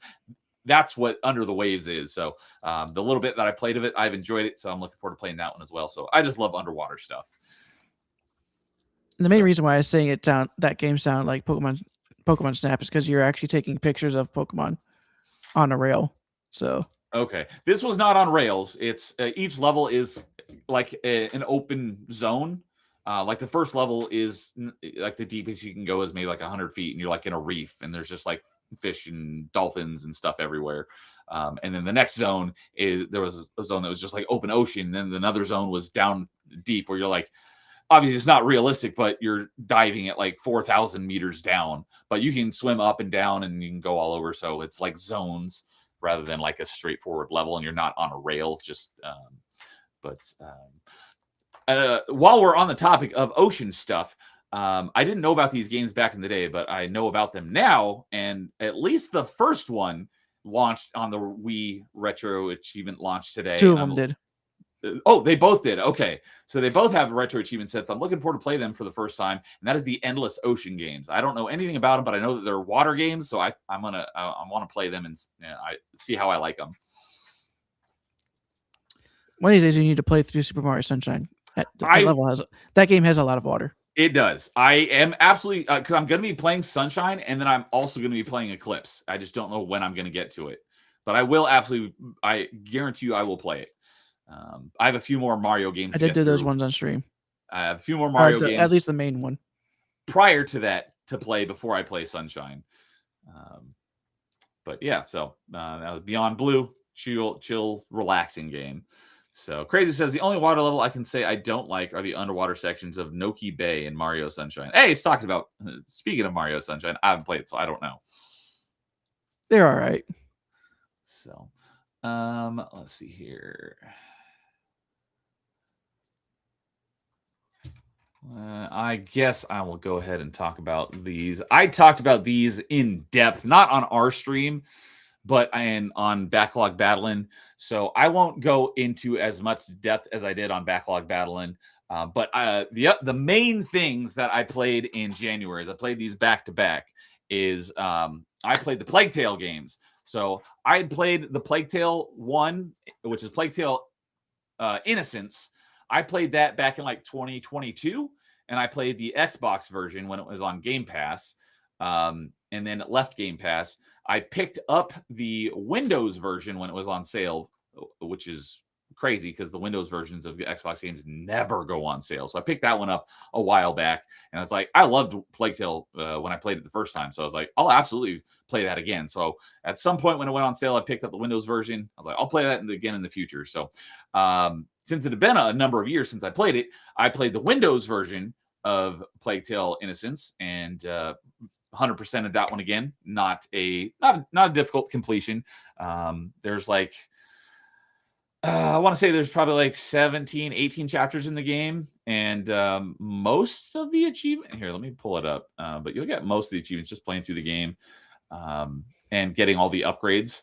So I remember the first time I played it, really the only achievement I didn't get by the end of the game was the one for fully upgrading. No. There are 4 alchemy carts hidden throughout the game, and I got 3 of them. So there's one that I missed. So I just had to go look up what level it was on and play through the level to get to that point again and get that last alchemy cart. And that was the last achievement I got when I originally played it. This time I knew exactly where it was, so I didn't miss it. But yeah, it's a really great game for anyone who hasn't played it. It's a stealth game. And it takes place during the, it's in France, taking place during the bubonic plague, essentially. And it's kind of similar. The gameplay is kind of broken up, kind of like the Arkham games, where you'll have one section which is like a stealth section, so that would be like your Predator challenges in Arkham, and then you'll have other sections where it's combat, and obviously that would be like your combat challenges in Arkham's, and they don't really ever cross over, and you go from like one, and that's how like they are individual level based, point A to point B, and you move on to level, the next level, and you can't go back to the previous level. But within each level, it's like, this is a stealth section. This is a combat section. This is a stealth section. So they don't really overlap. But I really enjoyed the game the first time. I enjoyed it just as much the second time. It's got a great story. It's really, really tugs at your heartstrings. And you play as Amicia, and almost the entire game is also an escort mission, because you're basically guiding your little brother Hugo, who is manifesting weird powers through the game. And yeah, if you haven't played it, I highly recommend it. It's a great game. And so I replayed that one, and then as soon as I beat it, I played Plague Tale Requiem, which is the sequel, for the first time. I had not played that one before. Gameplay is very similar, but they upped the ante on everything. The story is amazing. The game looks great, plays great. There are just so many times when I was playing through this game, I was like, holy crap, that is insane. Not necessarily because of like, the visuals blew me away, but for being a AA game, it's incredibly good looking game. just like the set pieces were like super epic.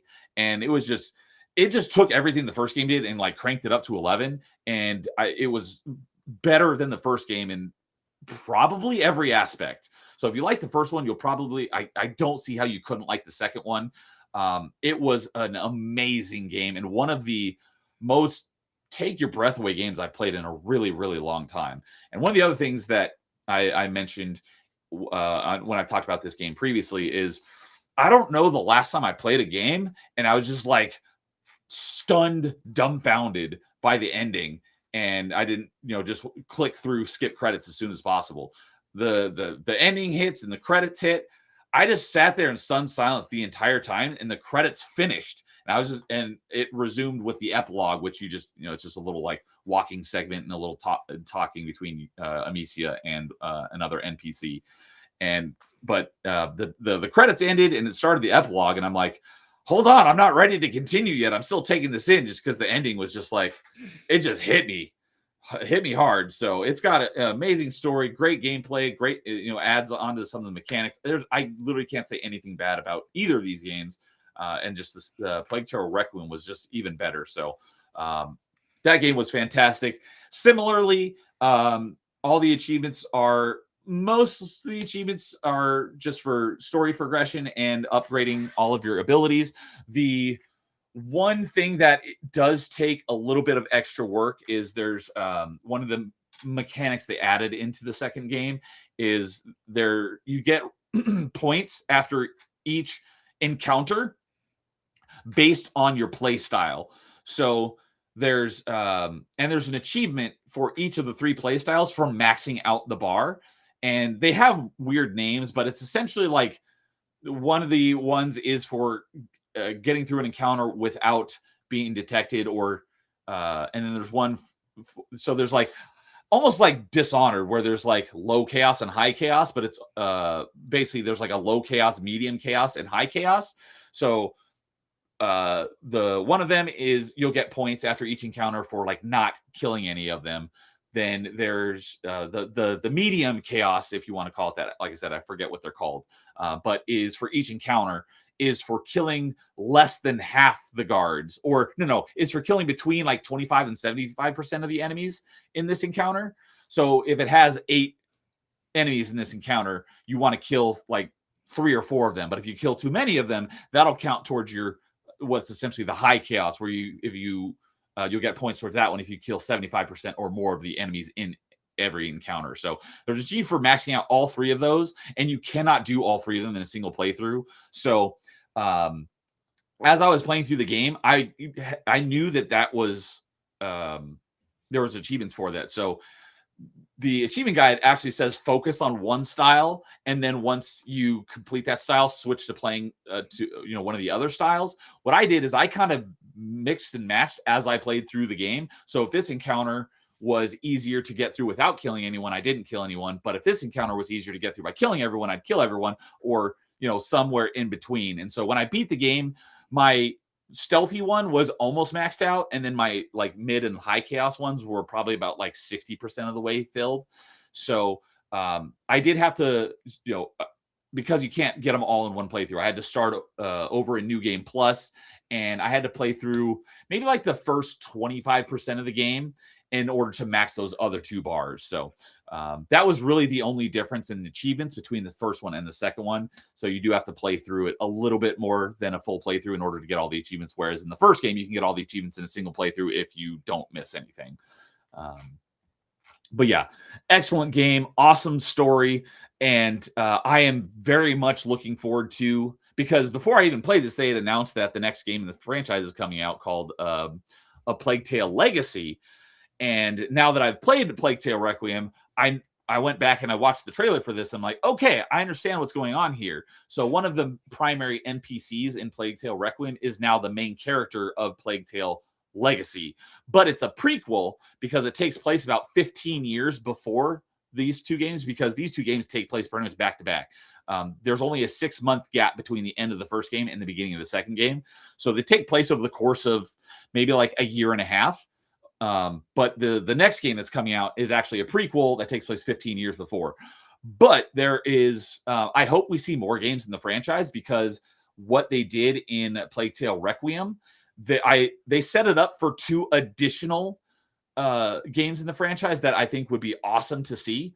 And one of them is in Plague Tale Requiem. This isn't the stuff that's going on in the game. This isn't the first time it happened. The first time it happened was a little less than 1,000 years ago. So you're trying to figure out what happened in that cycle, if you will, in order to figure out how to solve it in your time. So it would be really cool to have a prequel game that takes place during that first event. Because the game could be very similar, but you could introduce a lot of new things to it. So it'd be really cool to play the prequel of, basically 1,000 years before, going through very similar events as new characters. And then on the flip side of that, basically the after credit scene is the next cycle, which takes place in it alludes to, you don't really see anything, but you hear like the beeping of a heart rate monitor in like in a hospital room, but you don't see anything, but it alludes to it happening again, but in modern day. And so I would also love to see another game in the franchise that takes place in the next cycle, because the Plague Tale Requiem takes place in like the 1400s. So we're getting close to the similar time frame between these cycles of events. So it'd be interesting to have this game, but it's taking place in modern day, and seeing how these events would play out in a modern day setting. So I would love to see that. Whether there's any plans for that, we haven't heard anything, but I would love to see those 2 also turned into games in this franchise, and I would absolutely play those day one. So, but yeah. So Crazy Lionel says, if you weren't a completionist, I would tell you not to 100% Sunshine, since it's hell, but the Eclipse mod is worth 100%ing. So because retro achievements are so much more difficult than, for the most part, more difficult than like retail games achievement lists. Right now, I'm kind of focusing on just getting story completions and getting as much as I can along the way. I will try to get 100% in Sunshine if I have to, don't have to go too far out of the way for 100%ing it. Dude already has the completion in it. Yeah, I already have the completion. So if it's not too much work, I will do it. But if not, There's not a whole lot missable, so it's not that bad. So I will probably, but we'll see. It depends on when I get to playing it, if how it is. But like I said, I'm going to play Eclipse as well, and similar. I'll definitely complete the story, and if it's like, oh yeah, I could do all that, then I'll go ahead and get the completion in that one as well. A couple of the achievements were difficult, but they were difficult in like a single mission type of difficulty. But it's funny you say that, Crazy Lionel. I don't know if it was you that said that, but I've had someone say that exact same thing to me before. It might have even been on Achievement Chases when we were talking about Sunshine in the past. But someone's like, "Don't bother 100%ing Sunshine." Yeah, the blue coins can be a pain if you aren't using a guide. So we'll see. It's funny because now that multi-set is available, Mario Sunshine has 5 sets. It's got the main set and 4 subsets. Yeah. So, but he says the main story isn't long at all for Sunshine. For the shines, you need to beat it. Okay. So, let's see here. All right. So I got 2 more Xbox games and then a couple retro achievement games. I pretty much just have 2 games to talk about. Okay. Because the other game I have to talk about is a game I started today. Okay. In that case, that sounds like you're probably not going to have a lot to talk about on that one. So, no. All right. Then I will continue with these. Should be fairly quick. And my next 2, I'm going to group them together, even though they technically wouldn't be grouped together other than they're the same genre, but they are the games that I played on stream for Metroidvania Monday. And the games that I played for Metroidvania Monday in February was continuing, because I'm pretty sure I started it in January, was Revenge of the Savage Planet. And I really, really enjoyed that game because Journey to the Savage Planet, the prequel to it, was in my top 5 Metroidvanias. I love that game so much. And Revenge of the Savage Planet, I did all of the like main story of the game on stream, but I did some of the item wrap up off stream after I'd already beaten it. But you saw basically everything the game had to offer on my stream, and I probably have to say I like it even better than the first one. So Revenge of the Savage Planet was excellent. So much so that I played it twice because I did both the Xbox and the Windows stacks simultaneously. I just did the Windows one entirely offline, but I 100%ed both versions. And I love this game, and it probably supplants Journey to the Savage Planet in my top 5. So as for the achievement wise, it's a bit of a collectathon, but in a good way. The estimated the estimated completion time says 16 to 22 hours. The Windows version I did in 17 hours because I was, like I said, I'm doing them both simultaneously, so I kind of knew already what to do from what I did on stream. But there's nothing. The achievement list is easier than Journey to the Savage Planet because Journey to the Savage Planet has a number of achievements where you have to replay it for like beating it on the speed run. You have to beat it in old game minus mode, solo. You have to beat it in old game minus mode and co-op. So there are a lot of multiple playthrough achievements in the first one. This one did not have that. You can get 100% of the achievements in a single playthrough, and you don't have to play any in co-op. You can do it all solo. Although the entire game is playable in co-op, and I have not played it in co-op. I've only played it solo. But yeah, by basically through the course of the Company game, Boys also played that game too. I think they did. Through the course of the game, though, there are a lot of upgrades, and so there's a lot of stuff to work towards. And one or a couple of the upgrades basically mark everything on your map. So once you get to the end of the game, it's like, oh, where am I missing stuff? Just look at your map, and everything you need to find is marked on your map. So it's easy to go and get, as long as you know. Some of them are puzzles. You may have to figure out how to get to it, but you have all the equipment, and the wrap up in the game is pretty quick. So they did a great job of, making it easy to find what you needed that you missed your first time through. So if you do go and get all of the different collectibles and everything, you'll get all the achievements in the game just by doing that. So yeah, not a whole lot to say on the achievements. It's a fairly easy completion. And yeah, if you like the first one, I don't know how you wouldn't like the second one.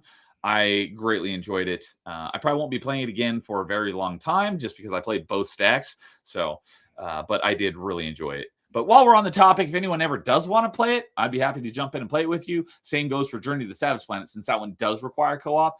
I'm always happy to help people get the co-op achievements on Journey to the Savage Planet on the Xbox One or the Series X version. I don't have the Windows version of that one, so I can't help with that one anymore since that one left Game Pass. But I'm happy to help anyone with the co-op on Journey to the Savage Planet as well.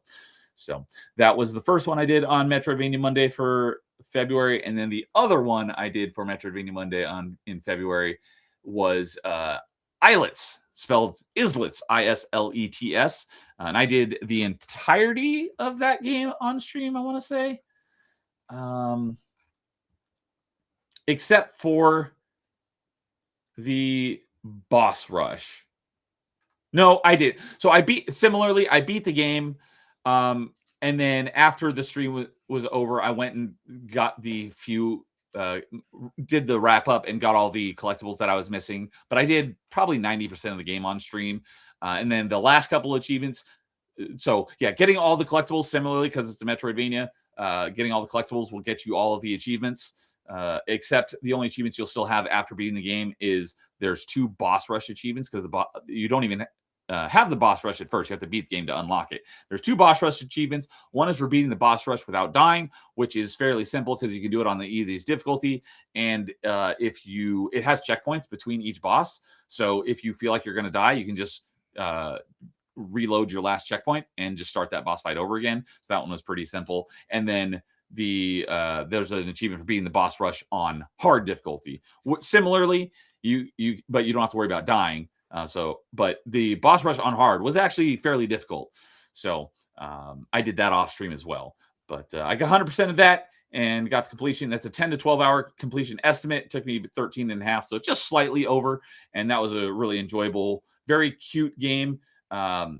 This developer, Kyle Thompson, kind of has a reputation for making very cute, bright, colorful art style Metroidvanias. So the first one was Sheepo, which is the very first video ever on my channel, was a speed run for Sheepo. And I didn't play the entire game on stream, but I did do a speedrun recording because there's a way to beat the game in like 10 minutes. So I did that so I could put it on the achievement guide on how to get the speedrun achievements, because there's multiple speedrun achievements for that game. But that is also a very cutesy game and is a Metroidvania. Islets is the second one. The third one is Crypt Custodian, which I have not played yet. I'll probably be doing that one on Metroidvania Monday at some point as well. And his fourth one is called Well Dweller. I don't believe it's out yet, but also looks great. I'm looking forward to playing that one at some point. So yeah, Kyle Thompson, I really enjoy his games. They're usually fairly short and not too terribly difficult. And they have I really like the art style. And yeah, so there are 44 achievements. But it's got only a 1.3 ratio because it's a fairly easy game. But I enjoyed it, and if you're interested in it, you can go watch me play it on Metroidvania Monday. And that wraps it up for me for all the Xbox games I played over February, and then I have just a couple more that I'll talk about briefly in a few minutes for retro achievements. So with that, what do you want to talk about next? I'll talk about the next game I played, and that was a PS1 game because Tele. This one was developed by Tele, and he actually posted in his server, "Hey, I noticed that he was getting closer to the second place person for points or given by developers." Oh, who's number one? I can't remember, but I'm like number 4 still. Wow, that's pretty impressive. It's because I did some games that were like big that people want to play, like Zelda and Pokemon and Yoshi's Island. Yeah, you haven't written that many, but you have high play counts on a lot of those games. Yeah. But so for that, so I was like, I'd look through the list of the games that he worked on, and I decided this PS1 game, and it was Ape Escape. Ape Escape. I know of that game, but I don't really know anything about it. It was designed around the DualShock, the original DualShock controller, because it was kind of a tech demo for that. Can you play the game without a DualShock? Nope. You need the sticks. You have to have the DualShock. Interesting. Yes. You need the sticks. So it's got 68 achievements for 600 points. Nice and round. And it looks like you mastered it. You have all the achievements in 26 hours. Yep. That sound about right. So first of all, what does this game play like? And secondly, give us a rundown of the gist of the achievements for this game. Well, of course, for the most of the game, you're using the left stick to move, but every item that you use to like catch the monkeys and all that, you have to use the right stick to use. So like whenever you're using the net, you have to use the right stick forward or you have to move the right stick and he casts the net in that direction. So instead of pressing a button to swipe the net, you have to use the right stick. Okay, that is kind of odd. And you use the R1, R1 or R2 buttons to jump.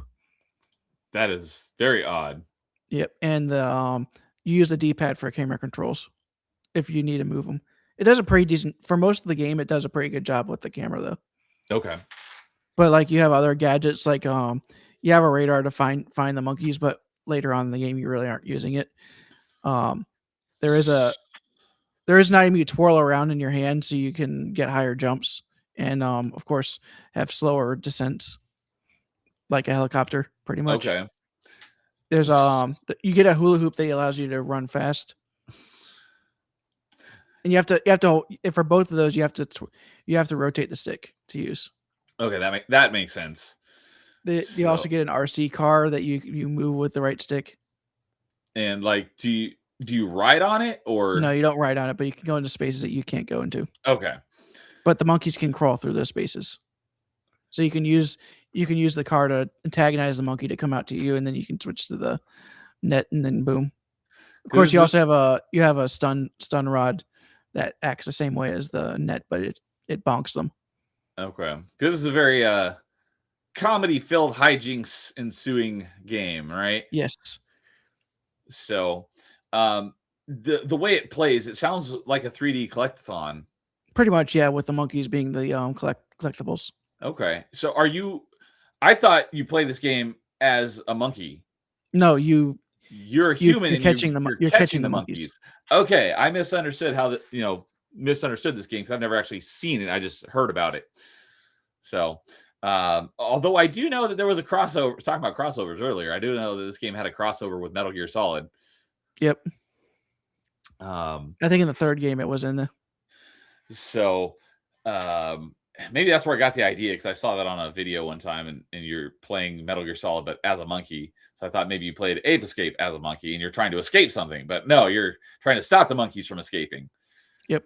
So is it like it's level based? Level based, and you have to catch all the monkeys in a level to continue, or something. Yeah. You don't have to collect all of them, but some of them you do have to come back for. But because it requires an ability you get later on. Yep. But this one's not nearly as bad because there's not as much to collect. Okay. Like, it's not like a typical collectathon, because it's not like you have to collect like 10 of the power stars. It's like in the earlier levels you just kind of collect like 4. You have to collect 3 of the 4 monkeys, and they're in that level. Only one of them can't be gotten before you go. Yeah, there is another collectible where it's coins you got to find. Most of those you can, and those unlock mini games. We'll get into those later. Yeah, it does have collectathon listed as a genre on Retro Achievements, but it's probably not. It's not, but it's not like the typical of the collectathon, because most of the levels are pretty small. Okay. And but they do get bigger later on. But it's pretty fun. They also give you a tank where you have to use where each tread works with each stick. Okay. So if you want to move forward, you have to press both sticks forward. But if you want to turn in place, you would put one stick forward and one stick back. Yeah. Okay, that's cool. So looking at the achievements, I see a couple achievements here for like gold medals. What does that entail? You have to for those you have to do the time attack mode, and you have to get a certain time. Like collect all the monkeys in at a certain time? Yeah, for some of them, they give you a certain amount of monkeys to collect, and then you have to collect that many monkeys. And some of the levels, it's like, which ones do you pick? Okay, so it's like there's 10 monkeys in this level, and you collect 7 of them in 3 minutes or something like that, and you just got to figure out which ones are the best ones. It's actually I think the longest one is like a minute and a half. Okay. So they do not give you a lot of time, but whenever you collect the triangles, which act as the coins, so like if you get 100 in the main game, you get an extra life. If you collect them in time attack mode, it actually stops the timer. For how long? Depends on which one it is. If you get the big one, it stops it for like 5 or so seconds, but the small one's like 1 second or something like that. Oh, okay. Oh, the time attack levels in Crash Bandicoot have a very similar thing. You can one of these days I'll play through those games on PS1. I played them in the Insane Trilogy. Yeah, I haven't 100%ed. I've beaten each of the 3 ones, but I still got a bunch to go back and do, because some of those challenges are really difficult. But some of those time attack ones, I tried, couldn't beat them. But you can freeze the timer for 1, 2, 3 seconds depending on the collectible that you pick up. Mm-hmm. So, you said something about mini games, I think. Yes, and they had 3 mini games. 2 of them weren't too terrible. One of them was like skiing, and each stick controlled a different foot, pretty much. I had a feeling you were going to say that. Yeah. If it turns out that you don't want to use the main character as your character, you want to use two other characters because they actually have stats that they don't tell you about. Oh, and interesting. Apparently the main character is not the greatest person to try to win the races. So the game implies that this is just a different skin, but in reality, they actually they operate differently. Yep. Interesting. Okay. So, was the skiing one the difficult one? No, it was not. What were the other 2? Once I figured out that system, it wasn't too bad. Then there was the twin stick shooter. That one actually didn't take me too long, but that was pretty simple. And of course, with it being dual shock, you would have to have a dual shock for that. Yeah, but the other one is Spectre Boxing, which is where you take a monkey and you box. By That the was the way, tough one. yes, and it's overhead and you don't move around, so you're just sitting there in place. Each stick controls one arm. Oh, okay. 'Cause when you said boxing, I envisioned like what is it? I think Punch Out. like Punch Out, or maybe I think this could be wrong because I've not actually played it, but I'm Ready to Rumble boxing where the camera's like I think is like directly behind you, but you're transparent. You can see your gloves. Is that No, how? you're still above yourself, so but you Okay, still well, are somewhat transparent. that's what I was thinking. I was thinking the camera's right behind you and your character transparent so you can see your enemy in front of you. Oh, the Wii boxing in Wii Sports is what I'm thinking. Gotcha. But it kind of does play like that in that, in Wii Sports boxing, you have your nunchuck is Yep. one hand, your Wiimote is the other. That's kind of like your joysticks. But the camera perspective is not anything like that. Let's just say the hit registration is very inconsistent. Okay. So that one sounds like that one was frustrating. How It was almost as frustrating as those Soulcalibur achievements. the Soulcalibur oh, those time attack ones? Yes. Oh. So, oh, I see. Looking at it, looks like that was your final achievement. Spectre boxing, defeat all opponents and win the championship. Is that right? Yeah, because you had to beat six. You had to beat six enemies in a row. Okay, that was gonna be my next point. Question is what did that entail? Because if you lose once, you start from the beginning. To start all over. Yeah. Okay, that sounds frustrating. It was incredibly frustrating. So, how much time did you spend on that achievement? Would you say A few hours. a couple hours? I'd say at least 6. I'd say about not 6 hours, but maybe like 2 or 3. You probably spent more time on that than any other one thing in the game, I would assume. Yes, definitely. Okay. So yeah, like even the worst time attack ones were not that bad. And what's funny is whenever I first looked at this list, I actually thought that those times were going to be a pain in the butt, but I did the first a couple of them like in the first attempt, and I was like, oh, this isn't going to be so bad. A couple of them did give me some trouble later on, but they weren't that bad. Yeah, nowhere near as bad as this one. Yeah. Okay. Screw the boxing. Right. Yeah, boxing. Yeah, sounds like that was not a great implementation of the DualShock. No. And from what I've heard, the later games in the series also have mini games that are just like it. Oh. Are you be playing any of the other Ape Escapes? Eventually. But I'm not going to be playing PS2 games while the Wii thing is going on. Yeah. Oh, well, this was a PS1 game. Yes. But you always wanted to play it mainly because of who developed the achievements, right? Yeah, that was the main reason. I'd always wanted to play the Ape Escape games, but this just gave me an extra incentive to do it. Extra incentive. Okay. Very nice. I would have played another game on PS1, Parasite Eve, that he did, but it was getting a little too close to Wii. And that's a lengthier game, right? It's a lengthier game and it's story driven, so you kind of don't want to give up on a story driven game like that. Yeah. All right. I will. Let's see here. Which ones are these? Yeah. I'll kind of burn through these ones pretty quick. So I got 3 retro achievement games to talk about, and I do that in air quotes because one of them doesn't have any retro achievements tied to it exactly, but it also does.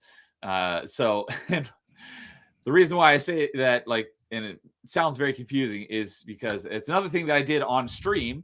I recently started doing because so far, I do a lot of panel streams, but I don't do a whole lot of gaming other than Metroidvania Monday. So I was like, I want to do another gaming stream. So I started doing what I call Retro Rewind, which is funny because there's now a game that just came out yesterday, also called that. And I saw people streaming. I'm like, hey, you're taking my name for my stream. But it's because they're doing, because that's the name of the game. I'm like, oh, that's the name of the game. You're not stealing my name for a stream title. So, last month, I started doing Retro Rewind on Wednesday nights when I can swing it. And I'm playing retro games. And so for the first thing I did for Retro Rewind was Mega Man X 1, 2, and 3, which all 3 of those games have retro achievements. And I played all 3 of them for retro achievements. Those were the first 3 retro achievement games I ever played. The thing I say that's they're not retro achievement is because I did a Mega Man X 1, 2, and 3 randomizer that randomizes all 3 games together, and that does not have achievements. So, but I did want to talk about it because I had a lot of fun. I did it on stream, so you can go and watch that. And I have the links in the stream descriptions if you're interested in doing that randomizer. I have a link to the YouTube video that shows you how to get it all set up and working. It's a bit of a hassle, but it's really cool because you can find stuff. It's legitimate. It does have rules, although the randomizer, there's a crap load of options you can select. But if you make the right selections, it has rules so you can't get soft locked. So it's not like this item you need is locked behind something that you need that you can't get in order to get it. There, you can set up the randomizer to be 100% completely randomized, and you can get soft locked. But as long as you don't select like the full randomizer, it'll make sure that you can always beat it and you can always get through it. But things like you'll find weapons. Like when you beat bosses, you'll get a random assortment of items, but you won't necessarily get that boss's weapon. So typically when you start out Mega Man X, you start out, first one you go and do is Chill Penguin stage so you can get the dash boots. But the dash boots may be in Mega Man X3, and Chill Penguin's Shotgun Ice, you may find that somewhere in Mega Man X2. You never know where it's going to show up. And the other thing is you only have a couple of levels available at the start, and you have to get keys, which unlock additional levels. So the thing that really drew me into it is the video that tells you about how to set it up. Talked about how it has a very Metroidvania-esque element to it because in order to beat this level or get this item, you need to have this item, but you need to find this item in order to get to that item. So that was a lot of fun. I did it over the course of 2 streams, and I 100%ed it. And I loved it so much, I ended up playing it again off stream a couple days later and playing through it again with a completely different, randomization. So and I haven't played it since, but I really want to go and play it again because this randomizer is really awesome. I love it. But I have a lot of other stuff that is more important right now. So I'm not going to be playing it again anytime soon, but I love this randomizer, and it'll probably be a long time before I go back and play the original versions rather than the randomizer, just because the randomizer is so great. But unfortunately, there's no achievements for it. I'm hoping someday that they figure out how to do achievements for a randomizer. I don't even know if it's possible, but I would absolutely love to do this randomizer for achievements if that is even possible. The only way I can think of them doing that is with a specific seed. Yeah. And what I did for my seed is that if they did do achievements for, I think my seed should be the one they do it, because it's not too crazy, but it's not too easy either. I felt like it's the perfect balance for like the porridge and the 3 Goldilocks and 3 Bears. Like this one is just right. So yeah, so I did that on stream, and then the next game I just started last week, and I was playing that last night, but that was for March, so I'll talk about that next month. But the next game I played for Retro Rewind, which I'm in the middle of right now, is one that Dude wrote the achievements for, and that is Zelda: A Link to the Past. So I'm doing that, and this is only the second. At this point, I've done about half the achievements on that one. Well, you did the original achievements on it, and they've been added on to since. But this is only my second time playing it. I played it once like 20 years ago, so it's almost like a first-time playthrough. And Dude was watching me play it last night, and he was going to bust and have an aneurysm watching me bumble my way through A Link to the Past. Especially whenever I was seeing you doing in the Tower of Hero, which is the 3rd dungeon in the Light World. And you kept on pressing the buttons, and you noticed that they were you did not notice they were changing where the holes were. I did, but I didn't connect the dots in my head. So I'm like, how are you supposed to fall? There's no hole there. It's like, well, I didn't think about the buttons that move the holes. I'm like, it's giving you all of the materials to figure this out. Why are you not figuring this out? Yeah, no, that one, I just wasn't connecting the dots in my head. But that's what I'm doing on Retro Rewind at the moment. So I'll be continuing more of that next Wednesday.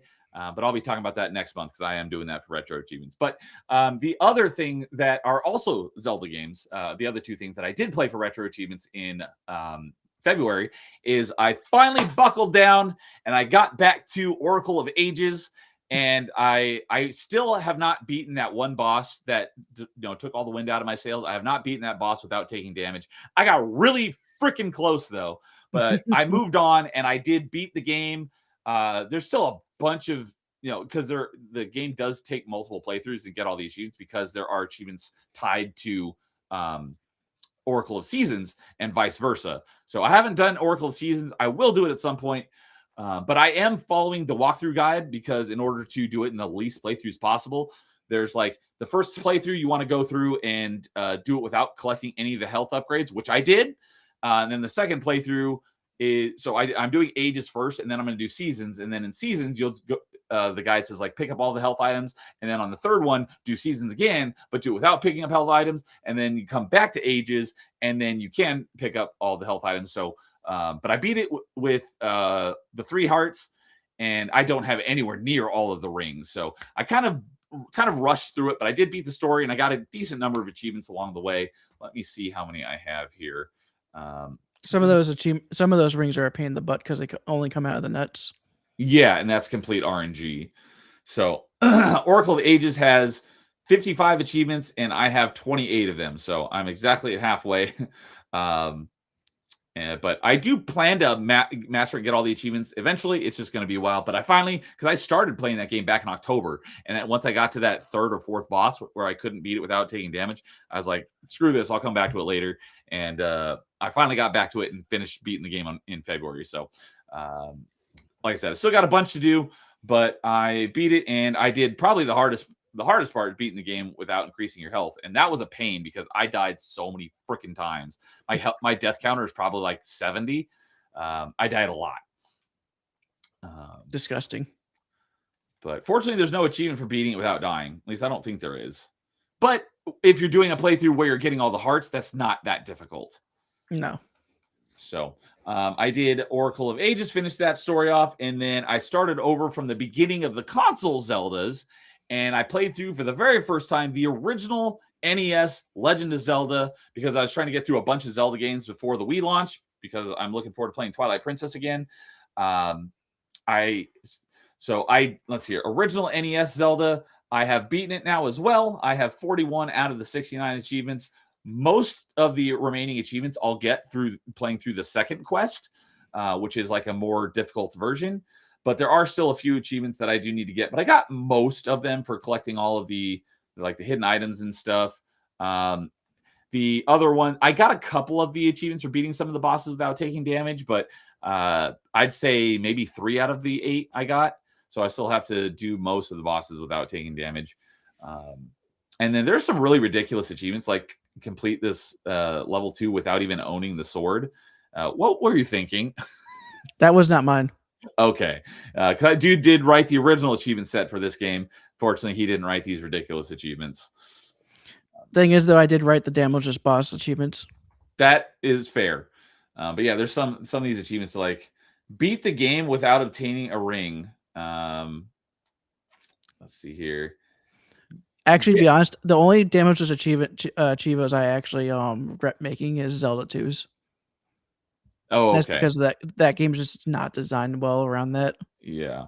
So here's another ridiculous one. Get to Ganon's room in Death Mountain, which is the end of the game, without a sword. So you have to beat basically the entire game without a sword. So some of these achievements are really, really, really dumb. Thing is, that is actually a well-known challenge. Yeah. It doesn't mean you have to have an achievement for it. The thing is, though, you can't beat Ganon without the sword, though. That makes sense.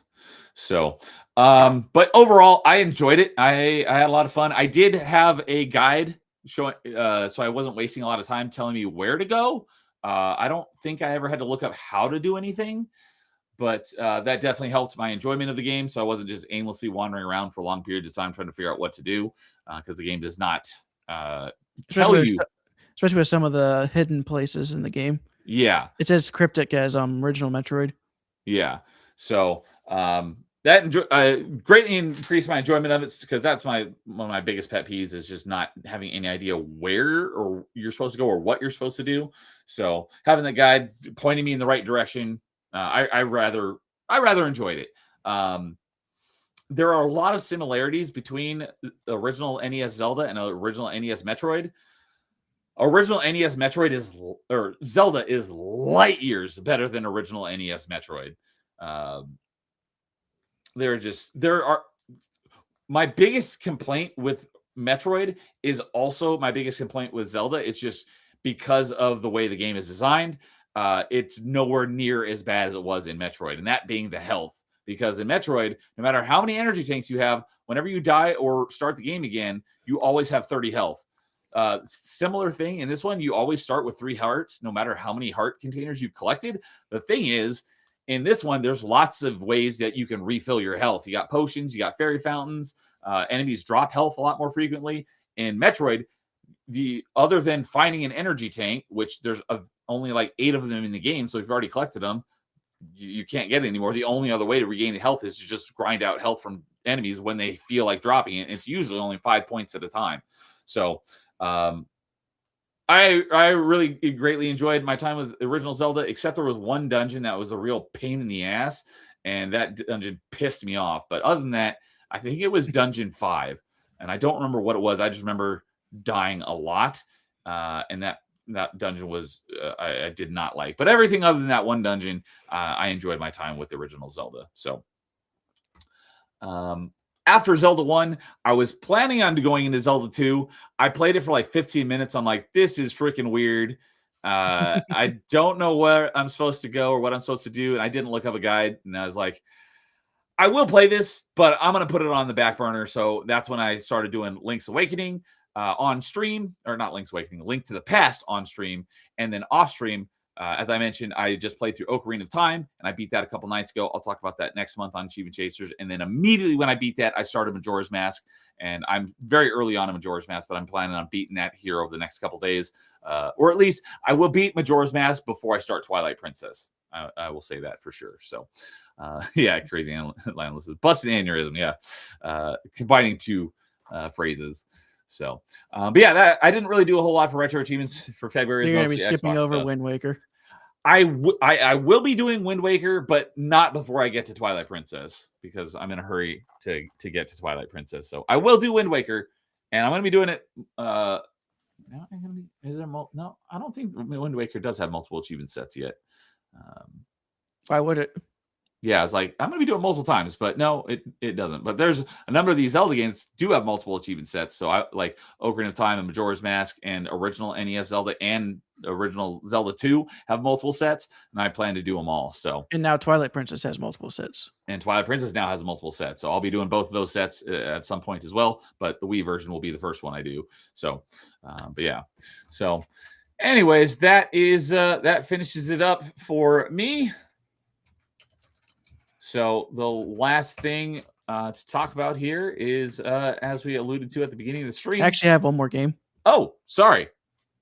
I skipped right on over it. So go ahead and tell us your last game. This is a game that I had to develop the original achievements for. And that last time I played it was before Hardcore came out. So when did Hardcore launch? I can't remember, but I know it was after I had been making some sets on NES. So, and also this game has had a couple of achievements added to it and a couple of subsets. And now that subsets are able to be played on the main version while you're doing the main set, I was like, you know what, I'll finally go through it, because if I stop playing it, I've played through it a few times already on other systems as well. And it is the original Final Fantasy on NES. Okay. So yeah, I see that you have 8 of the achievements in the subset. Holy shnikes. The base set has 40 achievements. You're almost done. You have 39 of them already. Yep. The subset has 631 achievements, and you have 8 of them. Are you going to go for the completion on that subset? I don't know if I will, because it requires 126 playthroughs. That is, yeah, it's called the 126 Combination Challenge. That is insane. Pretty much in the original Final Fantasy, you can choose what classes your characters play as throughout the game. That's right. You remember you telling me about this before. That entire subset is going through the game with every combination. Every possible combination. Yeah. That's crazy. Yeah, you told me about this when you played the Pixel remaster of Final Fantasy 1 a while back. So the base set has 40. Like I said, you've got 39, so you're only missing 1. And so you had beaten this originally, or you said you mastered it originally, and they've been added new achievements to it, right? Because I see the first achievement was in 2014. And I didn't You really played it a long I didn't time really ago. master it in the same way because I mastered it without hardcore. I didn't do Okay. it in hardcore. But I mean it's a turn-based game, so it's not like it's gonna be that much different. Right. Other than not being able to save in dungeons. Yeah, no save states. So, how much of this out of those 40 achievements, how many did you have before picking this back up recently? I think I had around 20. So about half. Yeah. So, did you start a new save, or did you pick up from where you Oh, I left off? started a new save. Okay. So, what was it that was added? Well, first off, what was in the base set? Was it basically just beating the game? Pretty much beating the game, and I had made some achievements based on beating the bosses with a specific class. Oh, And did you write these achievements originally? I some of the achievements, yes, but You did. they moved some of the challenge achievements because they kind of required you to play it with a specific Specific set of party members. yeah, pretty much, yeah. So Okay. because of that, they changed how the boss challenges were. So they added new ones, like So beating one without any of your characters going down. okay. So yeah, I was going to ask all the achievements that were added after the fact that you got in this playthrough. Is it just like various achievements for doing certain things under certain criteria? And also finding all the treasure chests. Okay. Now the last achievement That was my next question. left is beat the game without collecting any optional treasure chests. So that requires another full playthrough, right? Yeah. So it didn't feel as bad whenever I'm going through and getting going through with a second party, pretty much. So okay. So that last achievement that doesn't sound too bad. Is it going to be fairly simple? I'm actually going through it right now. I had a feeling you were playing something while we were on stream. So Yeah. So that one's pretty easy. You just have to make sure you don't collect any of those optional chests. Yeah, pretty much. And I'm using one of the easier combinations where it's 4 black belts, so I don't have to worry about their equipment or anything. I have to keep them healthy in between fights. They're kind of like the whenever you start the game, they aren't that great, but later on in the game, they start becoming they become the best damage dealers in the game. Okay. And whenever you have all 4 of them, you can probably beat, and they're leveled up enough, they can beat any boss in like one turn. So not getting any of these optional chests doesn't really handicap you that much if you build the right team. Because you don't care about any of the swords or any of the armor. Okay. So looking at the times here on Retro Achievement, And just beat Kraken. It says beat the game is about 15.5 hours. Does that sound right for one playthrough? Yeah, right, yeah. Okay, I thought this game was a lot shorter than that. It's not that long, but for a JRPG, you got to remember this is a JRPG. The fact that it's only 15 hours long is not that. Right? No, yeah. For nowadays, that's really short. But I thought these older Final Fantasy games were actually like pretty short, especially if you have to do it 126 times. For that's like 15 hours or so times 126 to get 100% that one. Yep. That is nuts. So it says there's also a low level run and a 1 character run. Oh, okay. And so it says mastery 34 hours. So basically, if you were to start over from scratch, could you do this game in essentially 2 playthroughs? Or could you even do it in 1 playthrough? You could do it in 1 playthrough, but you have to go back and get all the treasure chests. Oh, so there's an achievement for not getting any of them and an achievement for getting all of them. So you would go through, beat it without getting any of them, and then go back and collect all the ones that you didn't open. Yeah. Okay. Because luckily there aren't, if I remember correctly, there aren't any that are missable. Okay. You can go back to every area in the game. So sounds like you're probably going to finish remastering this game very soon. How far would you say you are in your current run? Well, I just finished I literally just finished the 3rd fiend. And out of 4. Out of 4. Okay. So is that like 75% of the way through the game then? It's probably more around 60%. Okay. Because there's another dungeon after you beat all 4 fiends. Okay. So, but definitely sounds like you'll have that finished off here within the next yeah, I'll probably stop playing this one because I'll be playing a bunch of Wii. But very soon then. yes. Okay. But I was playing Wii earlier. It's just I didn't want to play Wii while I'm on stream. Yeah, easier to do. This game is not that. A turn-based game, that's a lot easier to do. Yep. So, especially one I've already played through a dozen times already. Yep. So, any of these achievements that they added in that you didn't have, were any of them terribly difficult, or was it all pretty? There were, as long as you know standard. how to set up for them, it's not too bad. Because there was one for beating the Kraken with only eight moves, but the thing is, though, you just set up your two damage dealers, and then you just run with everyone else on each turn because you can't run away from a boss fight. Oh, okay. So pretty much, running doesn't count as an action for that achievement, and then you just keep running until you have your two damage dealers set up, and then you just use the damage dealers. Okay. All right. So you're about to finish off getting the mastery of the original Final Fantasy, which you wrote some of the achievements for. Yep. Did you write any achievements for any of the other Final Fantasies? This was I did for the Final Fantasy 2 on Super Nintendo. Okay. And they haven't added any to that because they've another person made an achievement for the Final Fantasy 4, which was the Japanese version of that game, but with an English translation. Okay. And it's because the difficulty is much different. So they left my set alone, and then they just made that one. That makes sense. So now you can go through the same game twice on the same console. All right. Kind of like Batman Arkham Asylum. Yeah. All right. Well, that wraps up all the stuff we did for achievements for me for February, but for Dude, everything since our last episode of Achievement Chasers. So, but yeah, now we'll get into the last thing since we've been alluding to it at the beginning and mentioning it throughout the stream. But yes, retro achievements. The Wii launched today. There was a crap load of games that got. Let me pull it up. 180. Wow, I was going to say like 120. So there's 180 games that Wii games that have retro achievements on launch, which is my guess would be that's the most games available for any launch on retro achievements. So. That is nuts. So I've been excited about this.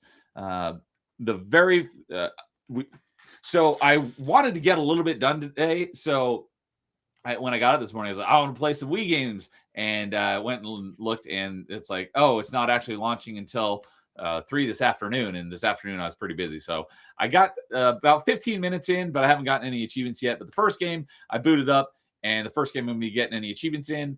And the first game I'll be playing through and beating the story for is Metroid Prime 3 Corruption, unsurprisingly. The next game I'm probably going to play after that is going to be Twilight Princess. That's why I've been burning through a lot of these Zelda games, whereas all the Metroid games I already did on stream for over the course of Metroidvania Monday. So I don't have any Wii achievements yet, but I will be after the stream here. I'm gonna go eat dinner, and then I'm gonna play some Wii. So you've already played a little bit of Wii and gotten a couple of achievements. So what was the first thing that you played, and what was your? I decided to play Twilight Princess for the first game. Since I already did it on stream, I'm just gonna do it on my own time. But I'm gonna start streaming my Metroid Prime 3 playthrough hopefully tomorrow night. Okay. It's funny. Yeah. I already played Metroid Prime 3 on stream, but obviously that was before achievements were out, but I played that not that long ago. I played it late last year. So, but yeah, hopefully by the time I finish Twilight Princess, Skyward Sword achievements will be out, because I know they're working on those as well. And even though I wasn't a huge fan of it, I am looking forward to playing it again, because like Link to the Past and Wind Waker, I only played them once a very long time ago. So this will be only my second playthrough, and I only vaguely remember the details of Skyward Sword. So it'll be kind of like a first playthrough. But yeah, those are like the first three things I'm planning on playing: Metroid Prime 3, Twilight Princess, and I will be playing, unfortunately, Other M again, even though I just did that on stream. but it is Metroid and it's got achievements, so I'm going to play it, even though I do not like that game, but I will be doing it again. Let me see. What are some of the other Wii games that you are playing? Oh, there is, just like GameCube, there is a launch event. The GameCube launch event, I think the rules were a little bit better because it was 5 months and you had 10 points for a bronze, 20 points for silver, and 30 points for gold. The Wii event has only 4 months, and it's I don't remember, but the point requirement is higher. It's like 15 points for bronze. I think it's because some of the games are much easier to complete. Oh, because of the shovelware that was on the Wii. Yeah, some of the shovelware. I want to say it was 15 for bronze, 25 for silver, and 35 for gold. I'd have to pull it up, but I haven't looked yet. I have looked at and then they have like a super god tier at 50 points. I forget what it's called, but I don't think I'm going to be doing that. Dude, do you think you're going to hit that 50 points? I don't think so. I'll see what Are you going to go for gold though? I'll try and at least go for gold. So I'm not sure what I'm going to do, but just the similarity though is you get 1 point for beating a game and you get 2 points for mastering by getting all the achievements. Certain games have multipliers if they're longer. So Twilight Princess I know is times 3, so you get 3 points for beating it and 6 points for mastering it. Even though I don't think it should require 3 because I looked at the achievement list. You don't need to go through it twice like I did when on GameCube. Okay, I haven't looked because there's no 3-heart challenge. Oh, very nice. So the Retro Achievements website has been down for a lot of today in preparation for it, so I haven't been able to spend much time on Retro Achievements today and look at all the achievement sets. But yeah, let's see here. I have. Let me go to only Wii games. Okay, Wii games that have achievements that I'm planning on playing. There's 33. And there's actually less than that don't have achievement sets yet. I want to say there was like 17. So, but yeah, Twilight Princess, Skyward Sword, and Metroid Prime 3 are the ones I'm most looking forward to. And Donkey Kong Country Returns. I've never played that before, so I'm looking forward to playing that one for the first time.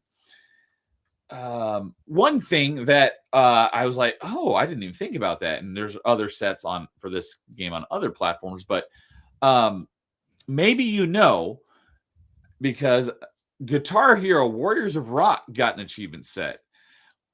Can I plug my USB Explorer for my Xbox 360 you probably could into my PC and use that to play Guitar Hero on Retro Achievements? You probably could. Because if you can, I will absolutely do that. So I don't see why you wouldn't be able to. Yeah. So But I mean, you notice that there is an achievement for expert plus full combos. I saw that subset. I was like, yeah, that's never going to happen. But I think they have that for every Guitar Hero set as well. I think so. And I'd never thought about it until like today. I'm like, wait a minute, maybe I should go play some of those other Guitar Heroes for Retro Achievements on some of the other consoles. As long as my guitar works, I will absolutely do that. Not anytime soon though, because I got lots of Wii games to play. So yeah. So touching back on a few minutes ago, Nightmare said, I heard Arkham Asylum. Yeah, dude mentioned Arkham Asylum because he was talking about a game that has multiple achievement sets, and Arkham Asylum on Xbox has 6 achievement stacks. So that doesn't even include on the other platforms like PS3 and stuff. So that's why he mentioned Arkham Asylum. So oh, you know what? Let me see if I can pull it up here real quick. It should be on the front page, the launch event. All right, let's see here. The games that are worth 3 points is Fire Emblem Radiant Dawn, La Mulana, which I am planning on playing that one as well. I have that one on Xbox. I've never actually played it. I've heard it's one of the most puzzly Metroidvanias ever made.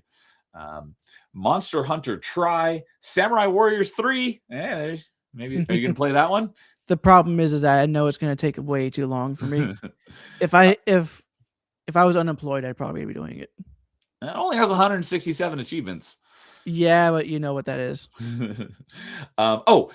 Smash Bros. Brawl. I'm absolutely looking forward to playing Smash Bros. Brawl. That one is also a ×3 multiplayer as well as Twilight Princess. The ×2 games is Bit Trip Complete. Never heard of it. Endless Ocean 2. kind of surprised that Endless Ocean 1 isn't on that list, but maybe 2 is way longer than the first one. I have no idea. I think that one's more because of how long it is, not because of how hard it is. Okay. Super Paper Mario, Trackmania, Build to Race, and Trauma Team. Those are the ×2 games. And here are the point values. I was right. Bronze is 15, silver is 25, gold is 35, and Grandmaster is 50. So that is the launch event for Wii, and it ends on July 19th. So yeah, so looking forward to playing lots of Wii here in the near future. And yeah, anything else you wanted to mention on the Wii launch event? Not that I can think of. So, all right. Lastly, Dude says, Dude hasn't played Arkham City or Night or even Origins, but he played Blackgate. Is that true? Yes. And I played Blackgate on the Vita. On the Vita. Blackgate is the only one that I haven't played. I do own it both on Xbox and on Steam, but I haven't played it yet. And that one is, and the reason why is that I have it is, even though I've heard it's not a good game, it is listed as a Metroidvania. So I will be playing at least the Xbox version, and maybe I'll play the Steam version as well. I basically got the Steam version because the Xbox version is not backwards compatible, so I wouldn't be able to stream it unless I hooked my 360 up to my PC, and I'm not going to do that. So I just bought it on Steam for like $1. So if I ever want to stream it, I can just stream the Steam version. So, all right. Well, with that will bring us to the end of our Achievement Chasers episode 29, or is it 28? I can't see it. It's I got to click on it to see it because it's too short. Episode 28. So we, like I said, we like to do it on the first Thursday of the month, but because we're already halfway through the month, we're going to push it back 1 week for our next one. So right now we're planning on doing the next one covering March on April 9th.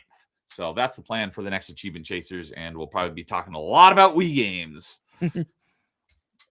So, Crazy Lionel says, I don't know if you like Super Paper Mario. I've not played the closest thing to Super Paper Mario I played, and I only played it a little bit at a friend's house, was Super Mario RPG. I've never played any of the other. I've never played any of the Paper Mario games because it's not up my alley. But it's more like the old 2D games than it is the two before it, which were RPGs. Oh, I thought Super Paper Mario was a turn-based RPG. Is it more of a 2D platformer? Oh, what was that? Is Super Paper Mario a platformer, or is it a turn-based RPG? It's closer to a platformer. Okay. Super Paper Mario. Let's see here. It has 90, because it is supported. As I said, it's got 96 achievements, and it is listed as a 2.5D platforming action RPG. So, well, I've heard of it. I know nothing about it. So I'll look into it. We'll see. Maybe I'll play it. Nightmare says, Neo might enjoy Super Paper Mario. Now that I know it's not strictly a turn-based RPG, I am more intrigued. So I'll look into it and see if it tickles my fancy. So it's more of a platformer than an RPG, Crazy Landlow says as well. All right. Well, that definitely bumps it up in my book. So Nightmare says, I like Super Paper Mario. It's a platformer unlike the usual turn-based Paper Mario games. All right. So, and Nightmare and I do have a lot of similar tastes. So that is now on my radar. I'll look into it. So, all right. If you think about it, there's now only 2 games that Retro Achievements has on the Metroid hub that don't have achievements now. Probably the 2 3DS ones. There's only one 3D. Oh yeah, for some reason I don't have that game in here. Federation. I wasn't even thinking about that one. I was thinking about Prime Trilogy and Samus Prime Returns. Trilogy and Samus Returns. Prime Trilogy. That means there's 3. Well, I guarantee you at some point it'll get an achievement set, and I'm very much looking forward to it. But they didn't do it for the launch event because they wanted the focus to go on 3 and that makes sense. Other M, and it's 3 games, so it's going to take a long time. But I'm pretty sure that it's going to get an achievement set at one point because there's more requests for Trilogy. For Metroid Trilogy than any other Wii game that hasn't already been claimed and is being worked on. So, and I will absolutely play all those games again for retro achievements. What's funny is that how on Tuesday night you guys were the guys on the stream with you were talking about those three JRPGs that had to be Oh. had to be convinced to be pulled over. Yes. All 3 of them are in the launch. I lineup. noticed that today because I'd never heard of it. I had heard of Xenoblade, but those other 2 I'd never even heard of. And when I was looking through the games that are on launch day, I'm like, hey, I know of those games because of Top 5 the other night. Yeah, so both of them are on the And also on the launch event. Tatsunoko is also in there. Tatsunoko is in there too. That's funny. These 3 games I'd never even heard of that all got mentioned on Top 5 Wii games are in the launch event. That's awesome. So, and Crazy Lands, it's the black sheep of Paper Mario, but it's not bad. Well, to be honest, though, there are way worse black sheeps in Paper Mario later after. I was going to say, from what I hear, Sticker Star, but I don't know. That is a Paper Mario game, right? Yes, and that was a 3DS game. And I hear that one is not good. Nope. It's because it uses expendable. I think it's because the stickers are how you would do your attacks, and they're expendable on each use. Oh, yeah, that doesn't sound good. So you just using the attack button has a limited amount of uses.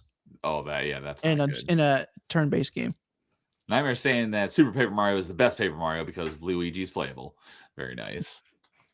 So, all right, dude. What's anything you want to shout out? You got going on over on your channel? I want to let people know about. I'm just gonna be trying to go. Hopefully tomorrow night I'll start my Metroid Prime 3 playthrough. I did do a quick run earlier today just to make sure my I am actually using an official Wii remote with my I'm PC. using my Skyward Sword one that came with my collector's edition Skyward Sword, so I'm using a real Wii remote as well. I mainly just went through and beat up to the first boss in Metroid Prime 3 just to make sure it's all working as expected. That's why I got my nunchuck out as well. I'm playing with legitimate hardware.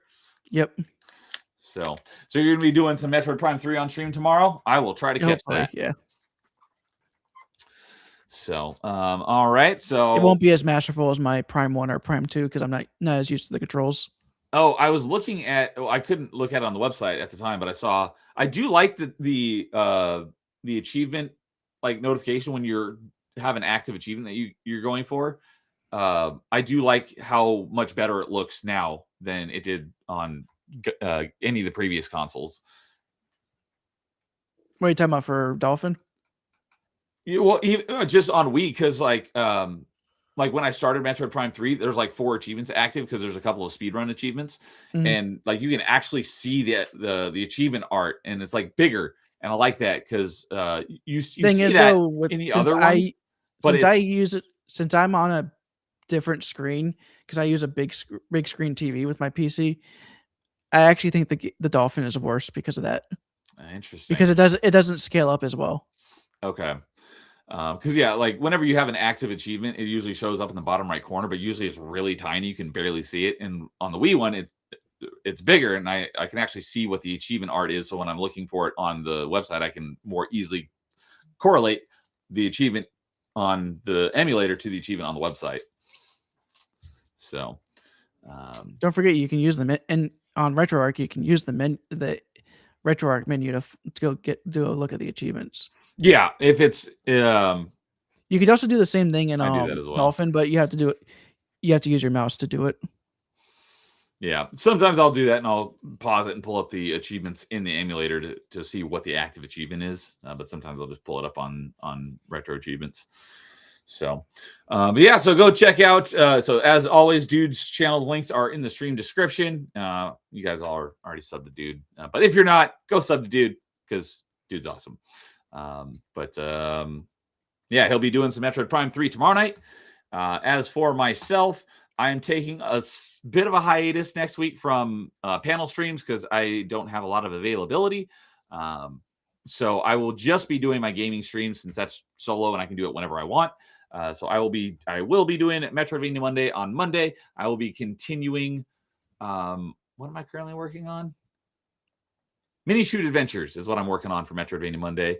And I will be finishing it because I'm getting really close to the end. So I'll be beating Mini Shoot Adventures on Monday night, but it's going to be a bit later. I'll be starting probably like 9 or 10 o'clock Pacific, somewhere later. So, and then I will be continuing Retro Rewind on Wednesday with links to the past. Similarly, it'll be like 9 or 10 o'clock Pacific. So it'll be later. But yeah, that's all I got going on next week. And then the following week, I'm planning on doing a Mass Effect Monday on the 30th, and we looks like it's gonna be 3 of us, so we got 1 slot open if anyone wants to join us for that. And then the next episode of Top 5 will be on the 31st, and we're ranking our top 5 favorite Stargate Atlantis episodes. So that's kind of what's coming up here till the end of the month here on my channel. So last thing here, Crazy Landlord says, I know Dolphin Emulator has Bluetooth for the Wiimotes, but are there any USB motion sensor bars that work for Dolphin and Wiimotes? I'm using a Mayflash one that I bought off of Amazon, and from what I've played so far, it seems to be fine. And I'm using Linux too, so it's you're probably gonna have less issues with it on Windows than I did. I had a little bit of a problem with setup, but once it was reading, it was golden. Okay, so I'm assuming he just means the sensor bar, because I don't think it's yeah. And also there, bar. It's an infrared sensor bar. I've read you could actually just use 2 candles. I read that today because it's just looking for light.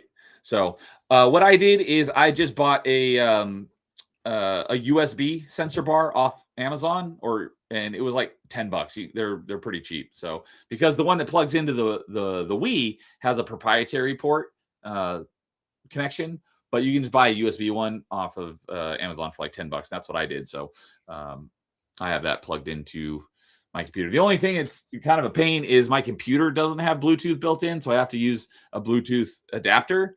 And so I have to although you would have to sync your controller with your computer anyways. It's kind of a hassle syncing my controller every time, because it doesn't appear to be a way to turn the Wiimote off when it's Bluetooth connected to the computer. So the only way I figured out to turn it off is just take the batteries out. Yeah, just to let you know, the one I picked up, it actually syncs the controller to the bar. So okay. So I also got prepared. I bought a 4-pack of rechargeable AA batteries. So I'm all ready for my Wiimote, because I got a big pack of for AA's. AA's. Most of my controllers either have built-in batteries that I just charge the controller, or I have a battery pack specific to that controller. But I do still have some rechargeable batteries for my Wii, but they're like 20 years old, so they're dead and they don't work anymore. So I'm all set. This literally came in the mail today, and they just turned all green, so I'm ready with my rechargeable batteries for my Wiimote. So. What's crazy is that 8-Bit Dough just released a adapter for N64 that you can now use Bluetooth controllers with your N64. Oh, I thought you were saying a Bluetooth N64 controller for your PC, but you're talking about a Bluetooth adapter for your N64, so you can use any Bluetooth controller. Yes, that's awesome. Now I'm just wondering, when are they going to release adapter for the N64 controller to be able to plug into your computer? Do they not have that? Not yet, but they do have it for GameCube. Wow, yeah, I was like, I know there's a GameCube one because you've showed it to me before. Yeah, that's the one I used. N64. So, and Landlow says, yeah, the sensor bar, my bad. Yeah, plus I have a Mayflash GameCube controller adapter and love it. Maybe I can refine the one I bought, and I'll just post it. Put it in your server. I don't know if Landlow is in my server, but if not, then yeah, if you post it, I'll DM it to him. So, yeah, so. All right. Well, that will be the end of tonight's Achievement Chasers. We'll be back in a couple weeks. Talk a lot about Wii. So, dude, as always. Yeah, the one I got is like around like $27, but it has the Bluetooth in it. Nice. All right. So, yeah, I don't know if Landlow is in my Discord. So, if not, go ahead and DM that to me or put it in my Discord, and then I'll send the link to him so he can take a look at it. But yeah, always good talking video games and achievements with you, dude. So, yeah, we'll be talking plenty over the next few days about Wii and stuff. Yeah, I'll see you on our next Achievement Chasers.